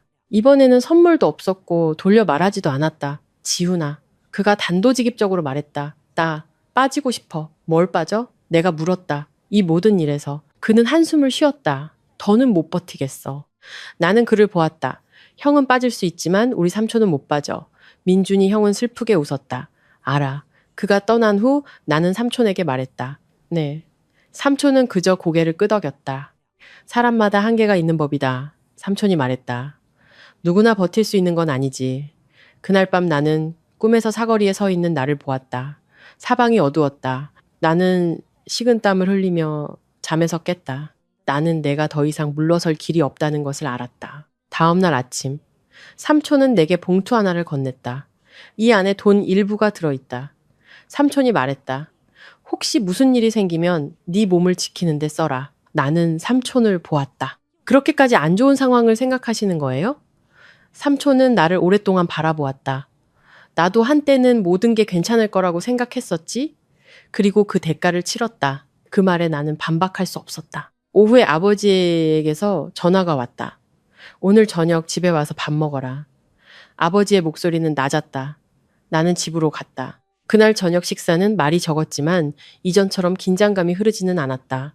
식사가 끝난 후 아버지는 나를 놀라게 한 한마디를 했다. 무슨 일 있으면 아빠한테 말해. 나는 아버지를 보았다. 목이 메었다. 나는 아버지가 삼촌과 같은 편에 서지는 않았지만 내 편에 서기로 결심했다는 것을 알았다.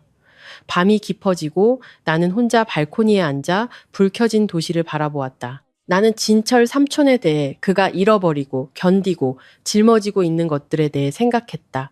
나는 문득 깨달았다. 삼촌은 내가 자신과 같은 사람이 되기를 원하지 않았다. 그저 내가 등을 돌리지 않기를 바랐을 뿐이다. 잠들기 전 삼촌이 아주 조용히 한마디 했다. 지훈아, 이제부터는 가볍지 않을 거다. 나는 더 묻지 않았다. 나는 앞으로 다가올 일들이 더 이상 대화나 탐색, 회수가 아닐 것임을 알았다. 그것은 선택이 될 것이고 모든 선택에는 대가가 따를 것이다. 그 후 며칠은 이상한 상태로 흘러갔다. 겉으로는 모든 것이 이전보다 조용해 보였다. 더 이상 빗발치는 전화도 집 앞을 서성이는 낯선 얼굴도 없었다. 하지만 바로 그 고요함이 나를 더 불안하게 만들었다. 나는 파도가 사라진 것이 아니라 더 높이 솟구치기 위해 물러나고 있다는 것을 알았다. 진철 삼촌도 그것을 느끼고 있었다. 그는 말이 더 줄었지만 입을 열 때마다 본론으로 바로 들어갔다. 삼촌이 내게 주는 서류 뭉치는 날이 갈수록 두꺼워졌다. 나는 예전에는 신문에서나 보거나 막연한 소문으로만 들었던 사람들의 이름을 읽는데 익숙해지기 시작했다. 그들은 모두 한 가지 공통점이 있었다. 삼촌의 인생이 무너지던 바로 그 시점에 그의 주위에 나타났던 사람들이었다. 어느 날 아침 내가 장부를 다시 보고 있을 때 삼촌이 나를 방으로 불렀다. 지훈아, 오늘은 아무 데도 가지 마라. 삼촌이 말했다. 나는 고개를 들었다. 무슨 일인데요? 손님이 올 거다. 삼촌이 대답했다. 이 사람은 친구도 적도 아니야. 적어도 예전에는 10시쯤 초인종이 울렸다. 나가보니 한 여자가 서 있었다.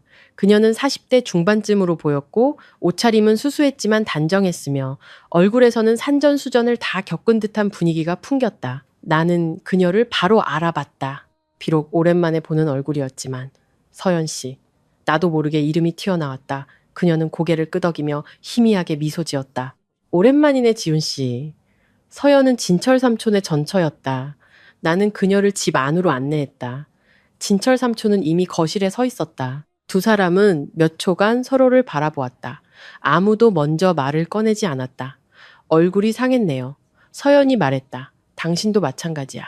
삼촌이 대답했다. 그들은 마주보고 앉았다. 내가 안으로 들어가려 하자. 삼촌이 말했다. 지훈아, 너도 있어. 서연은 나를 보았다. 눈빛에 잠시 놀라움이 스쳤지만 이내 고개를 끄덕였다. 당신 나왔다는 소식 들었어요. 서연이 차분한 목소리로 말했다. 그리고 요즘 여러 가지 일을 하고 있다는 것도요. 삼촌은 그녀를 똑바로 쳐다보았다. 무슨 일로 왔어? 서연은 잠시 침묵하다가 가방에서 봉투 하나를 꺼내 탁자 위에 올려놓았다. 그들이 날 찾아왔어요. 그녀가 말했다. 그들은 내가 나서서 5년 전 당신에게 정말로 재정적인 문제가 있었고 당신이 감옥에 간 건 순전히 당신 잘못이라고 말해주길 원했어요. 나는 주먹을 꽉 쥐었다. 진철 삼촌은 표정의 변화가 없었다. 그 대가로 돈을 주겠다고 약속했어요. 서연이 말을 이었다. 나와 아이가 편하게 살 수 있을 만큼의 돈을요. 방 안에 공기는 무겁게 내려앉았다. 나는 삼촌의 반응을 기다렸지만 그는 그저 아주 조용히 한마디만 물었다. 어떻게 대답했어? 서연은 고개를 들었다. 눈시울이 붉어져 있었다. 거절했어요. 나는 안도의 한숨을 내쉬었지만 마음속에서는 씁쓸한 감정이 피어올랐다. 돈 때문에 온 거 아니에요. 서연은 마치 우리 생각을 읽은 것처럼 말을 이었다. 그들이 멈추지 않을 거라는 걸 알려주러 왔어요. 삼촌은 고개를 끄덕였다. 고마워. 서연은 삼촌을 오랫동안 바라보았다. 후회해요? 삼촌은 생각에 잠겼다. 해. 하지만 지금 내가 하고 있는 일 때문은 아니야. 서연은 일어섰다. 떠나기 전 그녀는 나를 돌아보았다. 삼촌 곁에 있을 거면 조심해요. 문이 닫혔다. 나는 한동안 멍하니 앉아 있었다. 저분 말이 사실이라고 생각하세요? 내가 물었다. 삼촌은 즉시 대답했다. 응. 어떡해요? 돈을 원했다면 여기까지 오지 않았을 테니까. 삼촌이 말했다. 그리고 내 아들 때문에라도.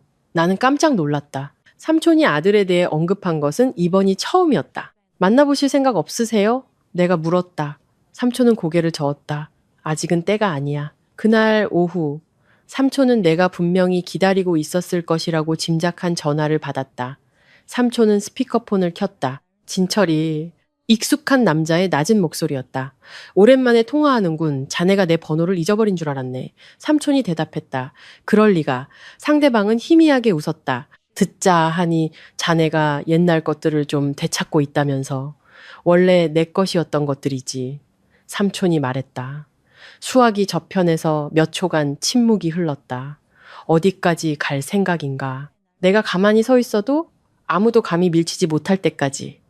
삼촌이 대답했다. 통화는 간결하게 끝났다. 삼촌은 휴대폰을 내려놓고 나를 돌아보았다. 시작됐어. 삼촌이 말했다. 그날 밤 나는 익명의 문자를 받았다. 내 삼촌, 그만두라고 전해라. 뒷감당 못할 사람도 있으니 나는 삼촌에게 보여주었다. 삼촌은 읽고 나서 아주 희미하게 웃었다. 드디어 얼굴을 드러내는군. 삼촌이 말했다. 두렵지 않으세요? 내가 물었다. 두렵지. 삼촌이 대답했다. 하지만 두렵다고 해서 물러서는 건 아니야. 그날 밤 나는 잠들지 못했다. 나는 서연 씨를 삼촌이 아직 감히 만나지 못하는 아들을 그리고 뒤에서 조용히 판을 짜고 있는 사람들을 생각했다. 나는 이것이 더 이상 진철 삼촌만의 이야기가 아니라는 것을 깨닫기 시작했다. 너무나 많은 운명이 얽혀 있었다. 다음 날 아침 삼촌은 나를 일찍 깨웠다. 지훈아, 오늘은 나랑 같이 마지막으로 한 사람을 만나러 가자. 삼촌이 말했다. 마지막이요? 내가 물었다. 옛날 명단에서. 삼촌은 고개를 끄덕였다. 이 사람을 해결하지 않으면 아무것도 끝나지 않아. 나는 삼촌을 보았다. 심장이 세차게 뛰었다. 나는 이번 만남이 이전의 모든 만남과 다를 것이라는 것을 알았다. 더 이상 물러설 곳도 돌아갈 길도 없었다. 문을 나서기 전 삼촌은 내 어깨에 손을 얹었다. 지훈아. 삼촌이 천천히 말했다. 오늘 무슨 일이 생기더라도 한 가지만 기억해라. 무슨 말씀이세요? 내가 너라는 조카를 둔 것을 단 한 번도 후회한 적 없다는 거. 그 말에 나는 목이 메었다. 나는 삼촌이 자신조차 결말을 확신할 수 없는 상황에 대비하고 있다는 것을 알았다. 차는 익숙한 골목을 빠져나갔다.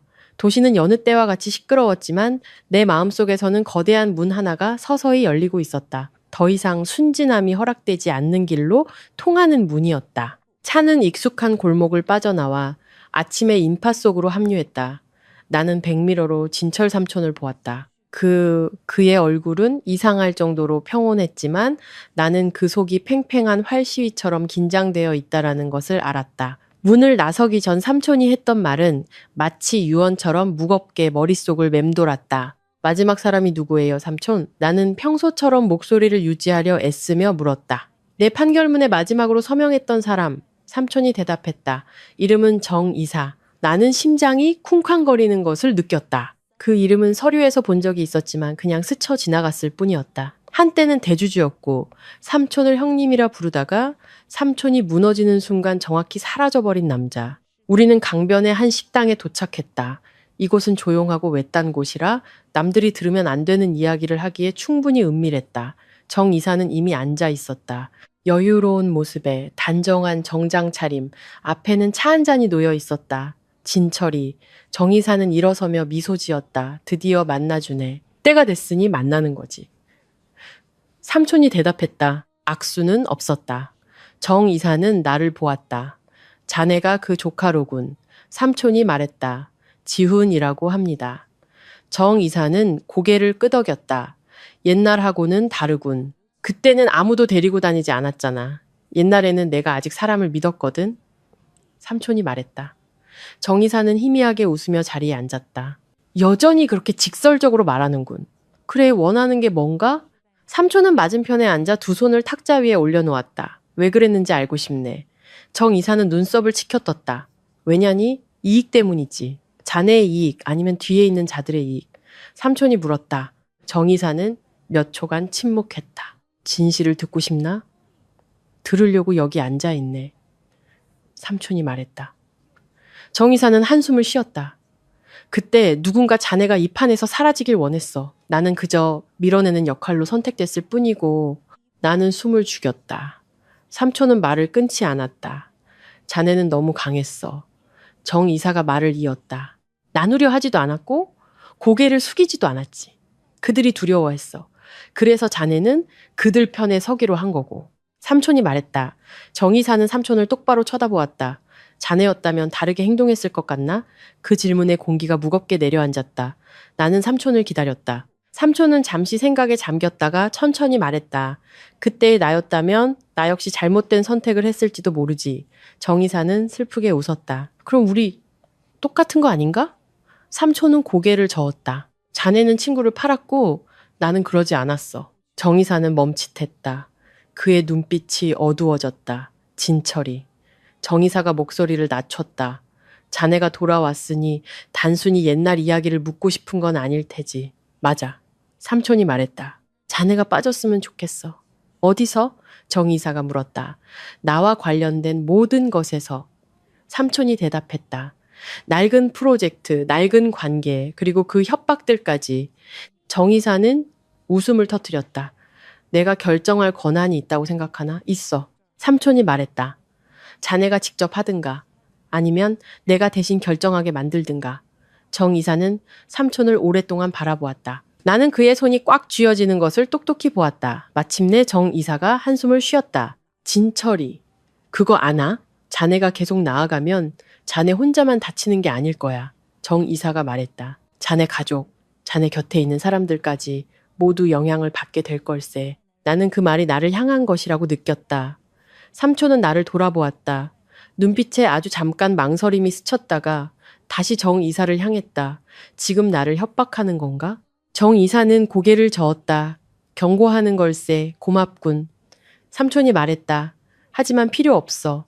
만남은 침묵 속에서 끝났다. 식당을 나오자 나는 손바닥이 땀으로 젖었다라는 것을 깨달았다. 차에 올라 나는 참지 못하고 물었다. 삼촌 저 사람 말 믿으세요? 믿어. 삼촌이 대답했다. 그게 사실이니까. 그런데 왜 계속 하시는 거예요? 내가 물었다.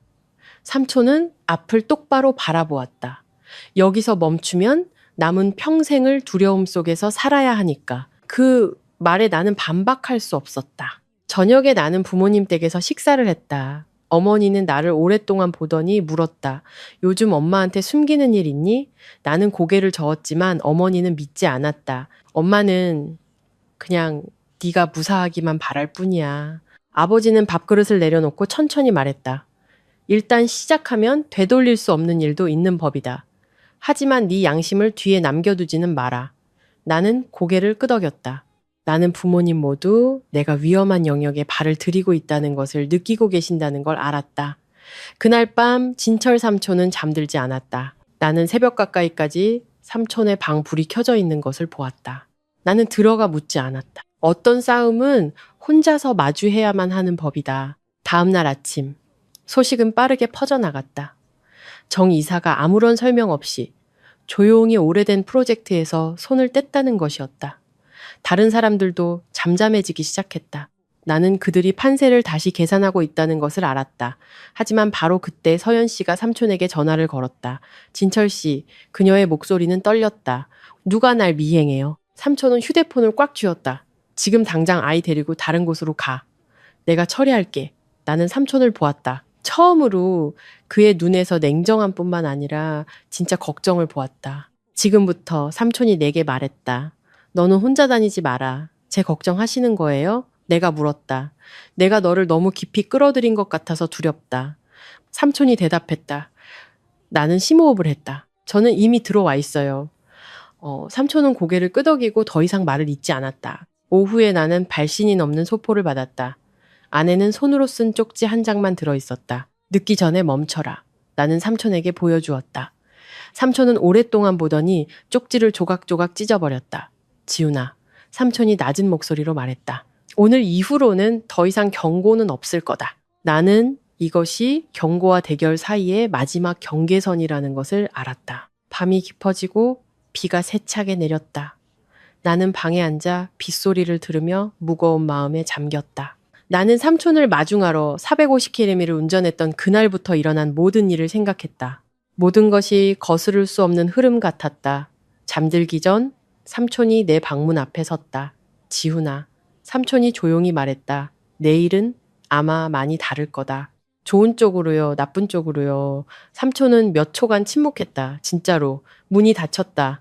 나는 천장을 보며 누워 있었다. 심장이 세차게 뛰었다. 나는 내일이 진철 삼촌뿐만 아니라 나와 이 가족 모두에게 전환점이 될 것이라는 것을 알았다.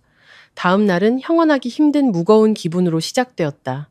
당장 어떤 사건이 터지지는 않았다. 하지만 바로 그 고요함이 나를 벼랑 끝에 서 있는 것처럼 느끼게 했다.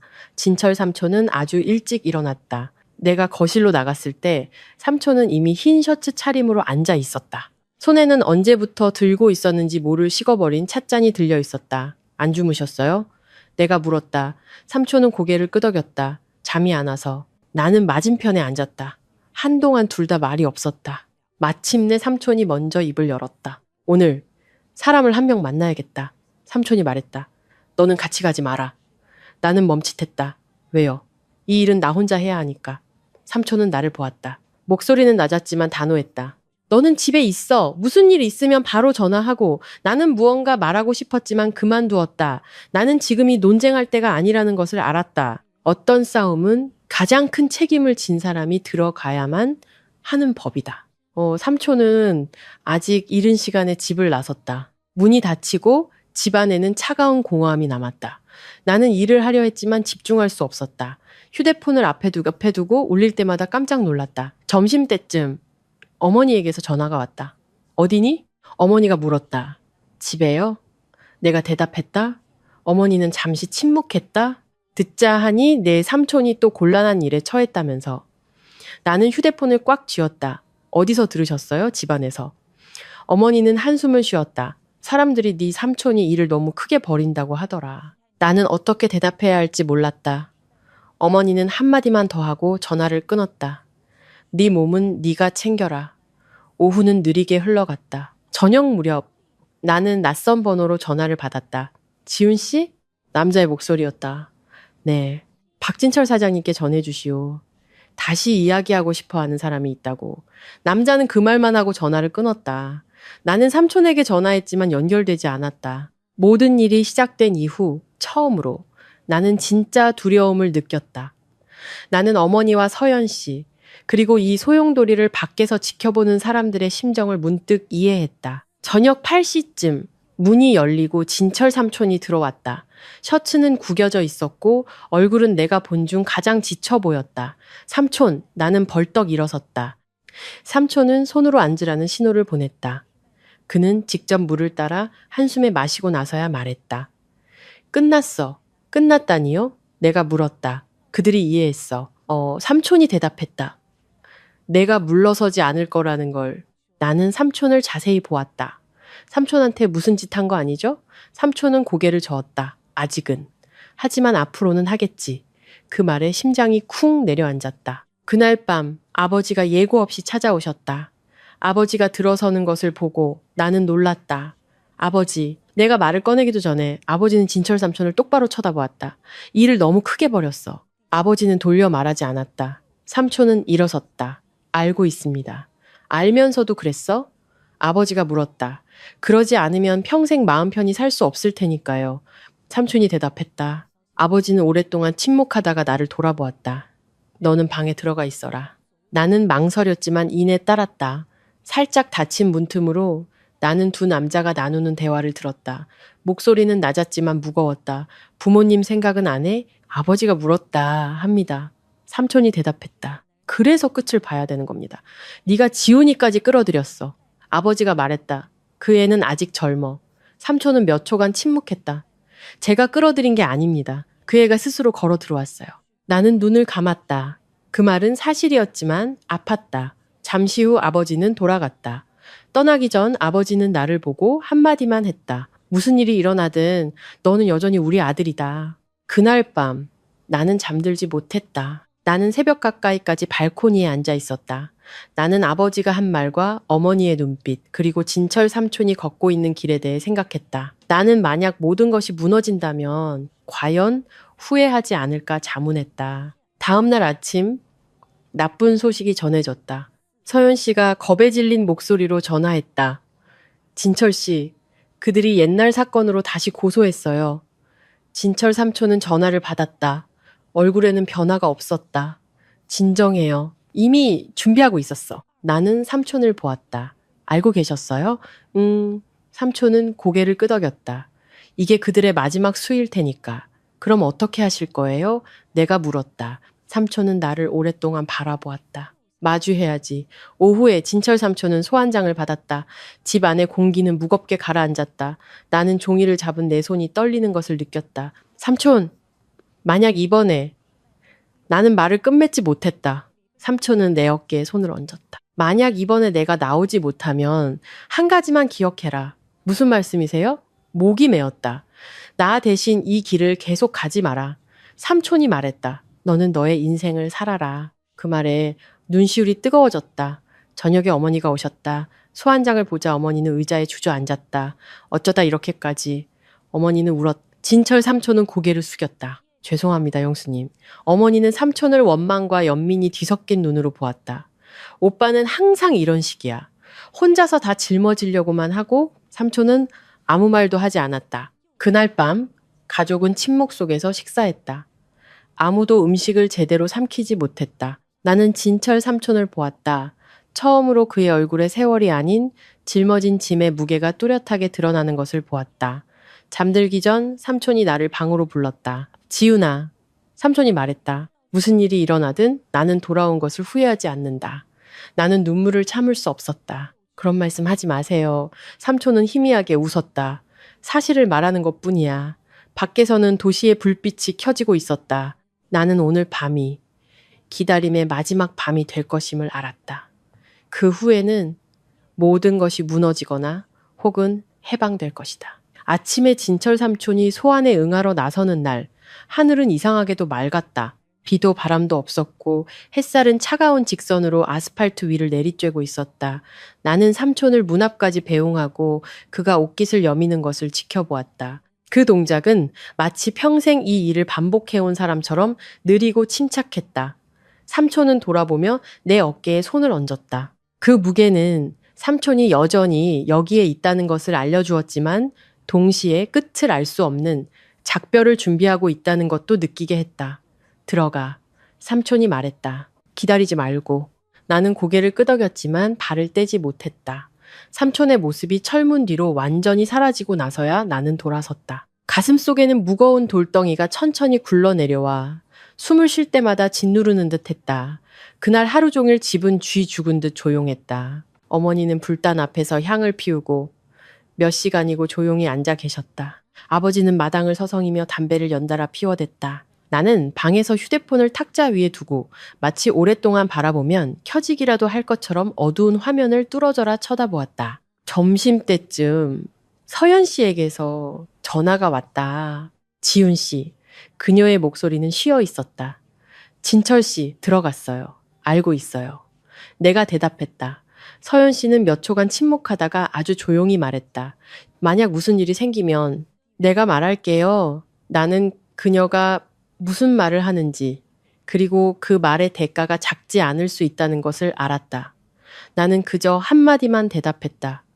몸 조심하세요. 오후가 되자 소문이 퍼지기 시작했다. 친척들 사이에서, 아는 사람들 사이에서 온갖 수군거림이 들려왔다. 진철 삼촌이 스스로 막다른 길로 들어섰다는 사람도, 이번에는 빠져나오지 못할 것이라는 사람도 있었다. 나는 듣고도 반응하지 않았다. 이제 와서 남들의 말은 더 이상 중요하지 않았다. 저녁이 되자 내 휴대폰이 울렸다. 삼촌의 번호였다. 여보세요. 나는 즉시 받았다. 나 괜찮아. 삼촌의 목소리는 낮았지만 분명했다. 이것저것 많이 물어보는데 아직 결론은 안 났어. 나오실 수 있는 거예요? 내가 물었다. 아니, 삼촌이 대답했다. 조금 더 조사를 받아야 할 것 같아. 나는 휴대폰을 꽉 쥐었다. 제가 뭐 해야 할 일이라도 있어요? 잠시 멈칫하던 삼촌이 말했다. 있어. 정 이사를 만나. 나는 멍해졌다. 지금요? 바로. 삼촌이 대답했다. 그에게 전해. 사람 사이에 갚아야 할 정이 조금이라도 남아있다면 지금이 바로 그때라고. 전화는 끊겼다. 나는 몇 초간 멍하니 서 있다가 재킷을 걸치고 문을 나섰다. 아버지는 나를 보고 묻지 않고 그저 고개를 끄덕여 주셨다. 어머니가 뒤에서 소리쳤다. 조심해라. 정 이사가 약속한 카페는 손님이 거의 없었다. 그는 구석에 앉아 있었다. 모습은 이전보다 더 지쳐 보였다. 나를 보자 그는 한숨을 쉬었다. 진철이가 보냈나? 그가 단도직입적으로 물었다. 네, 내가 대답했다. 정 이사는 희미하게 웃었다. 자네는 내가 아직도 할 수 있는 게 있다고 생각하나? 저는 이사님께 아직 발언권이 있다고 생각합니다. 내가 말했다. 그리고 만약 우리 삼촌이 무너지면 이 일이 여기서 끝나지 않을 거라는 것도 아실 거라고 생각합니다. 정 이사는 침묵했다. 나는 그가 물잔을 쥔 손이 미세하게 떨리는 것을 보았다. 그때 정 이사가 천천히 말했다.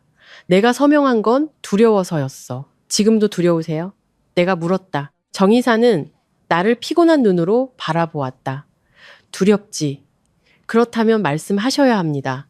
내가 말했다. 말씀하시지 않으면 평생 두려워하며 사실 테니까요. 정 이사는 눈을 감고 길게 한숨을 쉬었다. 자네 생각보다 진철이를 많이 닮았군. 1시간 후 정 이사가 일어섰다. 증언하겠네. 그가 말했다. 하지만 진철이를 위해서가 아니야. 누구를 위해서요? 내가 물었다. 나를 위해서. 정 이사가 대답했다. 이제는 나도 지쳤으니까. 나는 카페를 나왔다. 마음은 납처럼 무거웠지만 희미한 빗줄기가 보이는 듯 했다. 나는 삼촌에게 문자를 보냈다. 그가 동의했어요. 삼촌은 금방 답장을 보냈다. 알고 있었다. 그날 밤 나는 집에 돌아가지 않았다. 나는 삼촌이 조사를 받고 있는 곳 근처에 차를 세우고 앉아 있었다. 안으로 들어갈 수는 없었지만 가까이 있고 싶었다. 동이 틀 무렵 문이 열리고 진철 삼촌이 걸어 나왔다. 걸음은 느렸지만 허리는 꼿꼿했다. 나는 그에게 달려갔다. 삼촌. 삼촌은 나를 보았다. 눈은 붉었지만 평온했다. 끝났어. 끝났다니. 무슨 뜻이에요? 나는 심장이 터질 듯 물었다. 일단 보류됐어. 삼촌이 말했다. 옛날 사건은 재검토될 거야. 나는 계단에 주저앉았다. 등에서 무거운 돌덩이를 내려놓은 기분이었다. 삼촌이 내 옆에 앉았다. 하지만 지훈아, 삼촌이 조용히 말했다. 이게 끝은 아니야. 나는 고개를 들었다. 또 뭐가 남았는데요, 대가. 삼촌이 대답했다. 나를 이 지경으로 몰아넣었던 자들이 치러야 할. 나는 침묵했다. 나는 가장 어려운 부분이 벗어나는 것이 아니라 벗어난 후에 무엇을 할지 결정하는 것임을 알았다. 집에 도착하니 날이 막 밝아오고 있었다. 어머니는 삼촌을 보자 와락 우셨다. 아버지는 오랫동안 조용히 서 있다가 삼촌의 어깨를 가볍게 두드렸다. 아무도 많은 말을 하지 않았다. 포옹과 눈물만으로도 충분했다. 그날 오후 서연 씨가 아들을 데리고 왔다. 아이는 엄마 등 뒤에 숨어 호기심과 두려움이 섞인 눈으로 진철 삼촌을 쳐다보았다. 삼촌은 가만히 서서 다가가지 않았다. 아빠야. 서연 씨가 조용히 말했다. 아이는 고개를 들었다. 진철 삼촌은 몸을 숙였다. 목소리가 가늘게 떨렸다. 미안하다. 서연 씨는 고개를 돌렸다. 눈물이 흘러내렸다. 나는 차마 더 볼 수 없어 고개를 돌렸다. 나는 아무리 노력해도 하루아침에 메울 수 없는 거리가 있다는 것을 알았다. 저녁이 되자 삼촌이 나를 발코니로 불렀다. 지훈아, 삼촌이 말했다. 내일 나는 선택을 해야 한다. 무슨 선택이요? 내가 물었다. 계속 할 것인가? 멈출 것인가? 삼촌이 대답했다. 끝까지 복수할 것인가? 아니면 놓아줄 것인가? 나는 바로 대답하지 못했다. 나는 도시를 내려다보았다. 부서진 삶의 조각들처럼 노란 불빛들이 흩어져 있었다. 삼촌은 어떻게 하실 거예요? 내가 되물었다. 삼촌은 오랫동안 말이 없었다. 아직 모르겠다. 바람이 불어와 차가운 기운을 실어 날랐다. 나는 문득 이 이야기의 끝이 누가 이기고 지는가에 있지 않고 진철 삼촌의 선택에 달려있다는 것을 깨달았다. 그리고 그 선택이 삼촌의 운명뿐만 아니라 나의 길까지 결정하게 될 것이었다. 그날 밤 나는 거의 잠들지 못했다. 진철 삼촌의 질문이 허공에 떠 있었다. 아무도 대답하지 않았지만 숨을 쉴 때마다 무겁게 짓눌렀다. 나는 시계의 똑딱거리는 소리를 들으며 계속과 멈춤이라는 두 단어에 대해 생각했다. 듣기에는 간단했지만 나는 삼촌에게 각 단어가 평생을 대가로 치러야 하는 것임을 알았다. 다음 날 아침 삼촌은 아주 일찍 일어났다. 내가 거실로 나갔을 때 삼촌은 이미 옷을 갈아입고 있었다.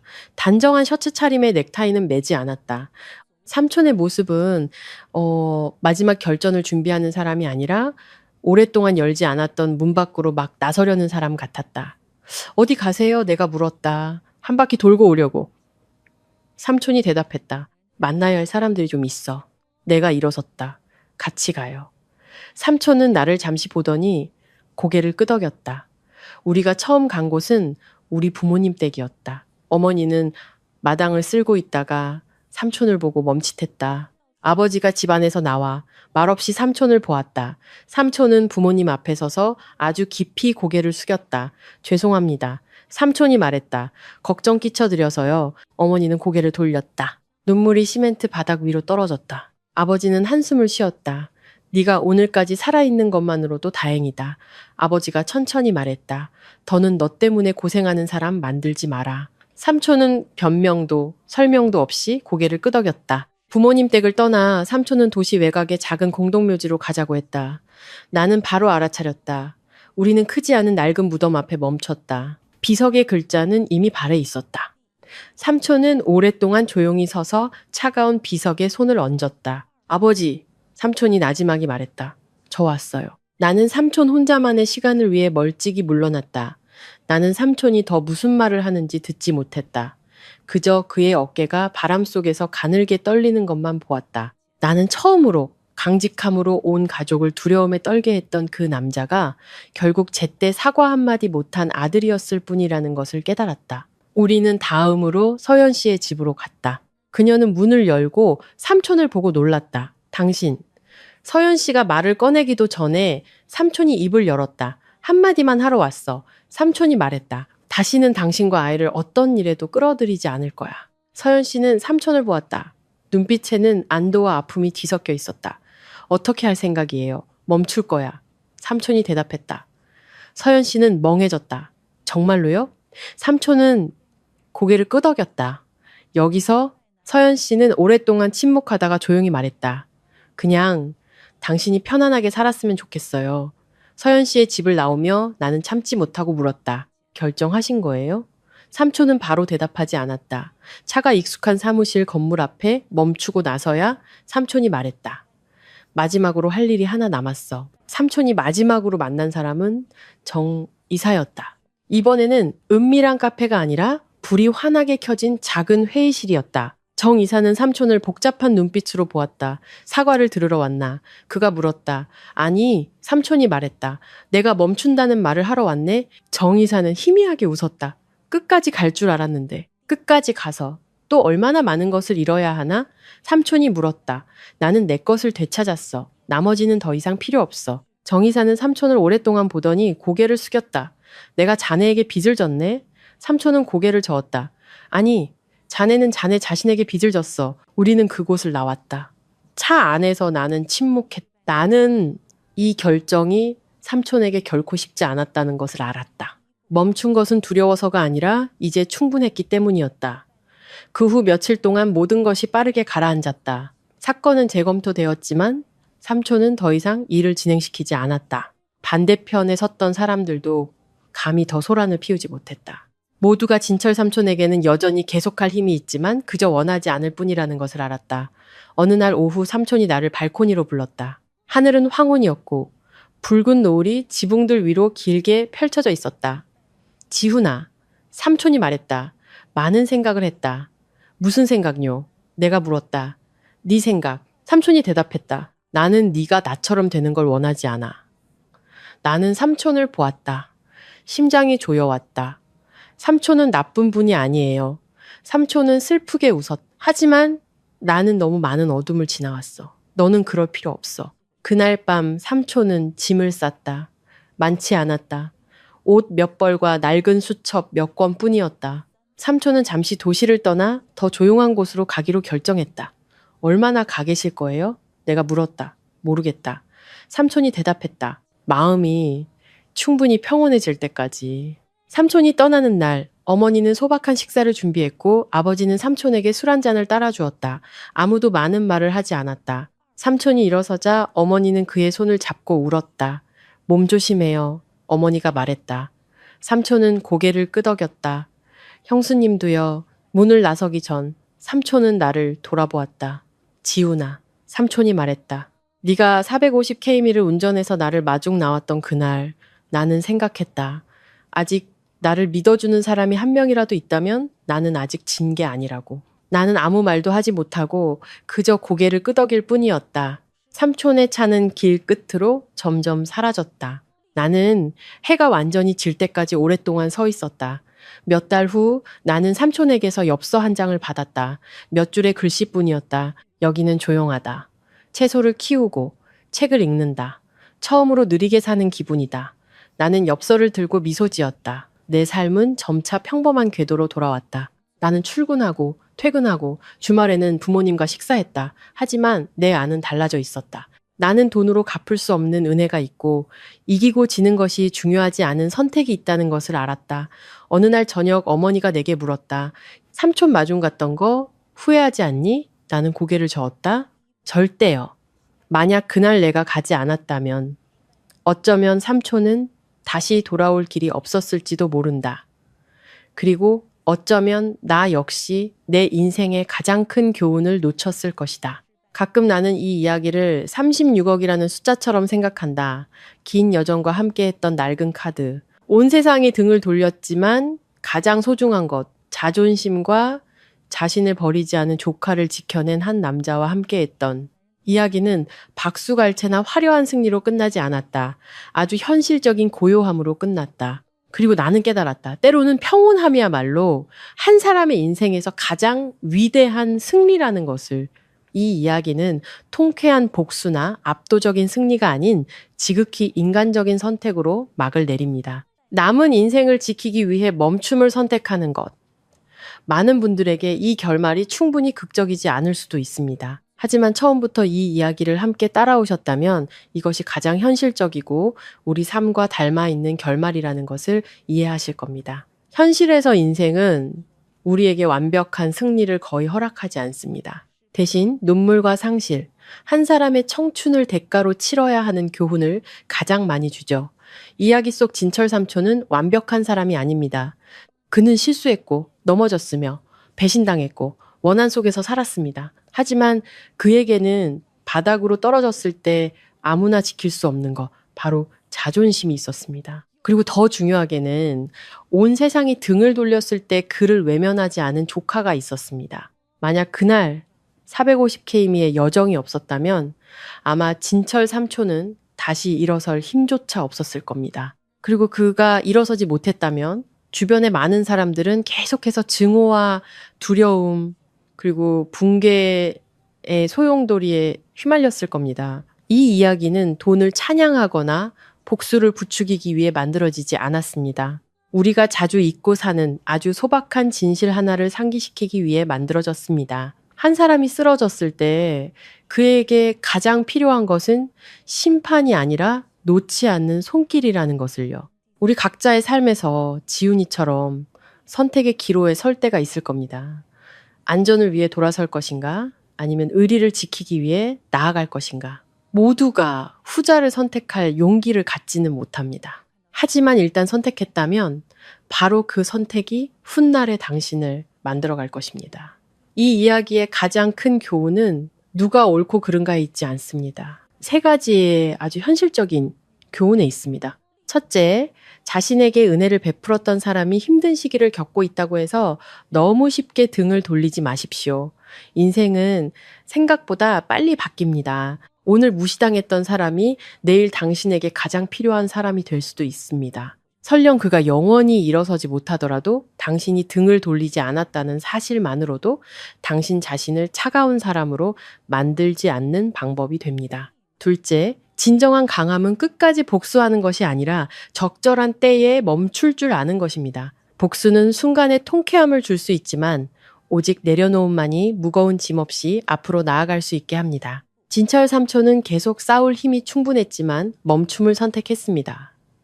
그것이야말로 가장 큰 힘입니다. 셋째, 가족과 인간의 정은 항상 완벽하진 않지만 모든 것이 무너졌을 때 유일하게 남는 피난처입니다. 상처가 있고 오해가 있더라도 결국 따뜻한 밥 한 끼, 한 번의 포옹, 집에 가자는 한마디가 사람을 깊은 나락으로 떨어지지 않게 붙잡아 줍니다. 저희가 이 영상을 만든 것은 단순히 이야기를 들려주기 위함이 아닙니다. 만약 저 밖 어딘가에 온 세상으로부터 외면당하고 홀로 있는 분이 계시다면 이 영상을 보고 적어도 혼자가 아니라는 것을 아셨으면 하는 바람으로 만들었습니다. 그리고 만약 누군가를 버릴 것인지 아니면 손을 잡아줄 것인지 선택의 기로에 선 분이 계시다면 이 이야기가 잠시 멈춰서 생각할 계기가 되기를 바랍니다. 인생에는 수많은 영웅이 필요하지 않습니다. 그저 적절한 때에 건네는 약간의 친절, 약간의 의리만 있으면 됩니다. 만약 이 이야기가 당신의 마음에 닿았다면, 만약 이야기의 작은 디테일 속에서 당신 자신이나 가족 혹은 아는 누군가의 모습을 보셨다면 아래에 댓글을 남겨주세요. 당신의 솔직한 생각을 공유해 주세요. 만약 당신이 지훈이의 입장이었다면 어떻게 하셨을까요?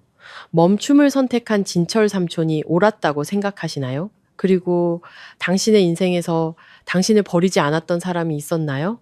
여러분의 댓글 하나하나는 저희 채널에 큰 응원이 될 뿐만 아니라 다른 분들이 그 글을 읽고 공감하며 앞으로 나아갈 작은 힘을 얻는 방법이 됩니다. 만약 이처럼 진실하고 인간미 넘치는 이야기가 더 널리 퍼질 가치가 있다고 믿으신다면 채널 구독과 좋아요, 그리고 관심 있는 분들에게 이 영상을 공유하는 것을 잊지 말아주세요. 어쩌면 이 이야기가 그 옛날 450km를 달렸던 그 차처럼 꼭 필요한 사람에게 꼭 필요한 때에 닿을지도 모릅니다. 마지막까지 함께 해주셔서 감사합니다. 당신에게 항상 돌아갈 곳이 있기를, 그리고 당신 또한 다른 이에게 등을 돌리지 않는 사람이 되기를 바랍니다.